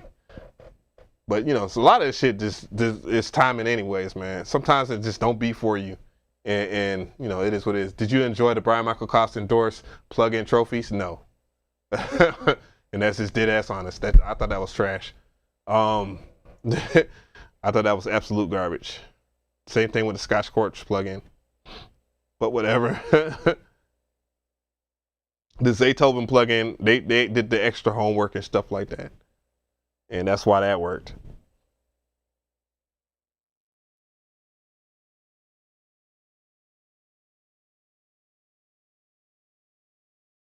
I'm reading the chat. I bet y'all didn't know Av was in a rap group. Oh my God. God damn. That what I'm gonna do is I'm gonna have a video where I actually show y'all like a video that we did with me rapping in it. And it's gonna be embarrassing as shit, but I think it'd be funny as fuck for everybody else. Metro on the MPC 2000. We already talked about it. Spit some written, Av. I'm trash, dog. I haven't wrote a lyric in hella years. Like, for real, for real.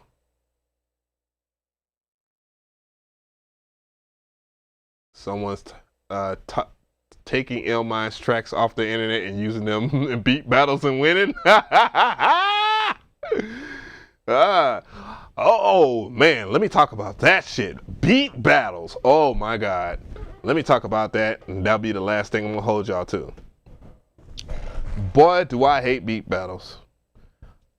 And it's for this reason right here. It's one of two reasons why, and one of which I just read. One, most people go to beat battles with other people's beats because they ain't checking your because most beat battles is you standing and playing music. And there's no freaking way. No, I don't like Illmind sample packs, and there's nothing against Illmind, I just don't like them. Yeah, I'm pretty sure I'm gonna see it when I get to Twitter. McCree's a bitch. You heard his music? It's trash. He ain't did nothing for nobody. He ain't got no placements, no nothing. Just ain't gonna do no research on me because I don't fucking brag about none of this shit that I do as far as my placements because they're not really worth bragging about. Like, they're not worth bragging about. But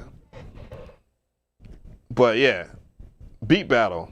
Every single beat battle I've been to has been somebody playing somebody else's beat, which one time they got caught because the producer that made the beats, my boy Fabian, Paperboy Fab, which ended up getting he got his Grammy nomination. I don't know if he won the Grammy for that, but somebody took his beats, tried to go to a beat battle and try to smash everybody with the beats. But then you have somebody that's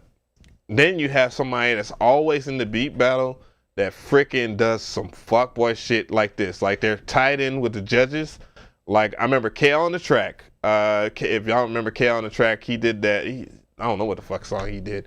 He did the why did you want to go and do that? That whatever that shit was for T.I., which was a hot ass song where he sampled that house record and made it into some southern shit. It was on the T.I. King album, Kale on the Track. He did had a beat battle. Somebody brought him from Alabama. My cousin knew him or whatever, but he didn't know me. My cousin was good rapping. And my cousin is dope at rapping, but now he just does his whole cinematography thing, and it just sucks that he does that because he's a dope ass rapper. But legal reason, nah, let me not talk about it. But yeah, so beat battle, go to the beat battle, was crushing people or whatnot. This nigga gets on stage that was signed to Mr. College Park Music with some 2-melody snap beat. It was a 2-melody snap beat that sounded a whole lot like Laffy Taffy. Everybody in the crowd liked my beat. The judges wasn't even really vibing with the beat, but they picked that nigga over me.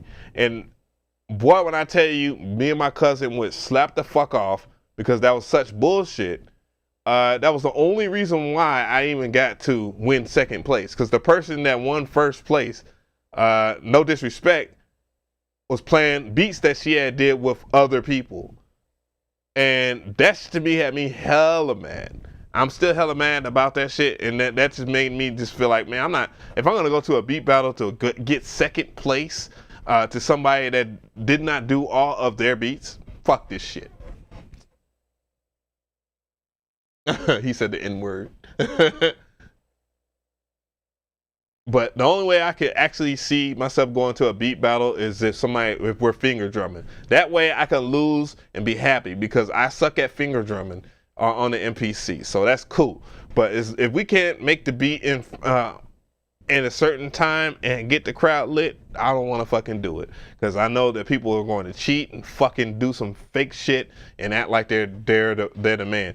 But speaking of which, my homeboy M16, he did a lot of work with a lot of people within my crew or whatnot. And what M16's from Alabama. He's one of the hard ass producers from Alabama, but he's from Alabama or whatever. I remember when he did his beat battle, dog, he almost got jerked like that. But yeah, that was crazy. Boom Trap is the best pack. Yeah, I think Illmind's best pack. I don't like his samples, but I like but his drums at one time were pretty lit, and I think the one that you're talking about, Boom Trap, was the one that I liked the most. And I remember when some niggas had took his drums, and I had told them, I was like, bruh, somebody took your drums and they got them in a free pack and they're advertising this shit on YouTube. And he didn't respond back. I was like, all right, well, cool. You don't mind you that type of guy, eh? All right, cool. Fuck it. Like, I won't help you out ever again. Let them take your packs.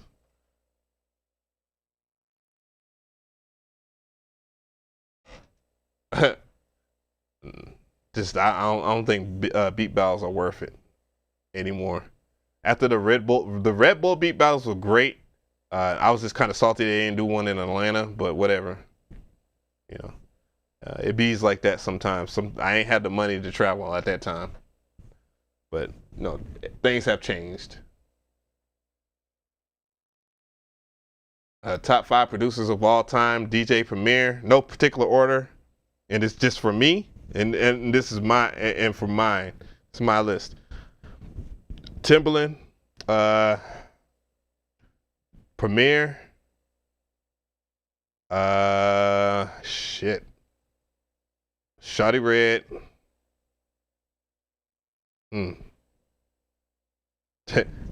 No. Let me start that over. I gotta have DJ Premier, no matter what. DJ Toomp, Shawty Red. There's gotta be another East. Wait a minute. I gotta do that again. I thumped myself. DJ Premier, DJ Toomp, Shawty Red, Timbaland, gotta be Timbaland, and the Neptunes.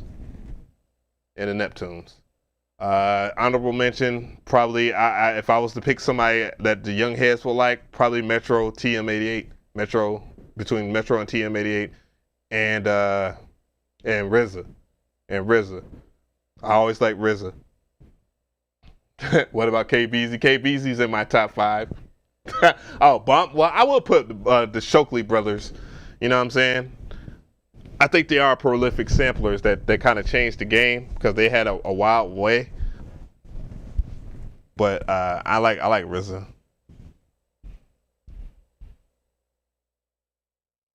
The Neptunes don't count. They're a duo. What?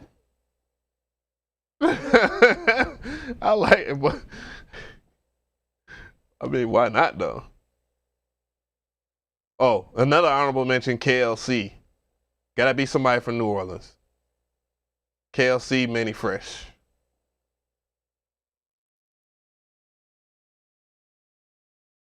No Dr. Dre. No disrespect to Dr. Dre.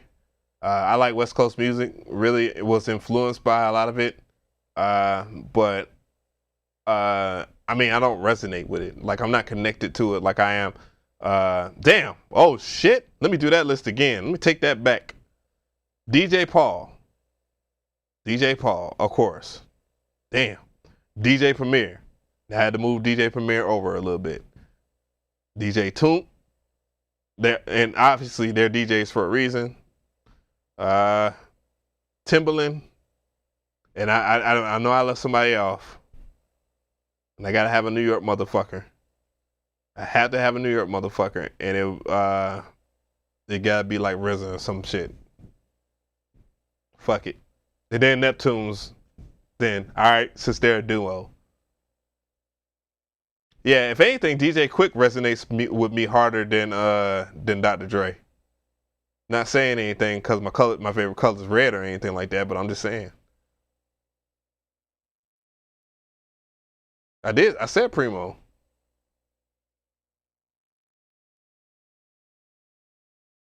But DJ Paul has to be in there somewhere. He has to be at least number 1.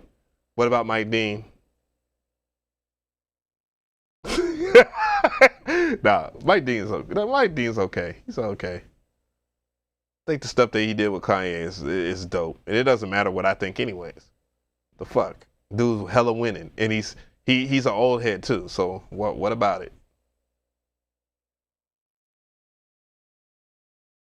My dog is 7 years old and he's a butthead. My dog loves the crap out of me. Follows me everywhere. I think Swiss Beats is cool. I know everybody, when I say Swiss Beats and I put him on the list and I put him over a whole bunch of people just get mad at me. oh man, Swiss Beats is trash, man. This beats don't make any sense. It's like, okay. What makes a good trap beat to me? A good trap beat to me is something like a good trap beat to me. Like, let's look at DJ Paul for instance here. What made a lot of their beats dope as hell, and I know I'm gonna get a lot of criticism because he took a lot of shit from DJ Zerk. He took a lot of shit from Zerk and from Squeaky. And, I mean, it is what it is. He openly admitted that, and that ended up being the way that Memphis production was. Memphis rap was. They took shit from everybody. Everybody borrowed something from everybody, and everybody had issues with that shit. You know what I'm saying? But what made Paul, outside of the taking up other people's shit, and I hate to even be that, even though I just got finished talking about it, that particular agenda.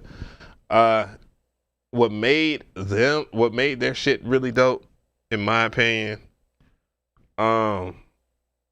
was the fact that they the way they recorded, obviously tapes, mixtapes, and you know it aged well because it aged back into a time where everybody likes tapes still. They're getting tired of MP3s because nobody's gonna remember an MP3.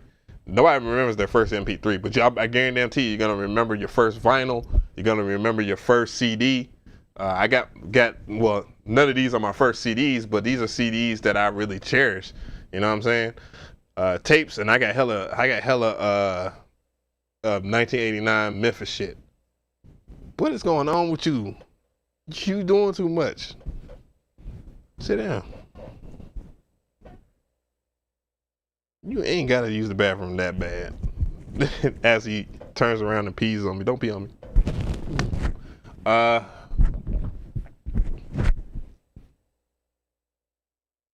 Dr. Dre is definitely not a fake producer. Dre is a fake producer.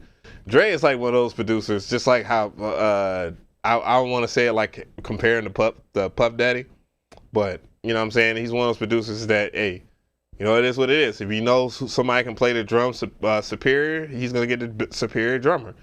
But it don't mean he can't play the keys. Just like he got Scott Scorch.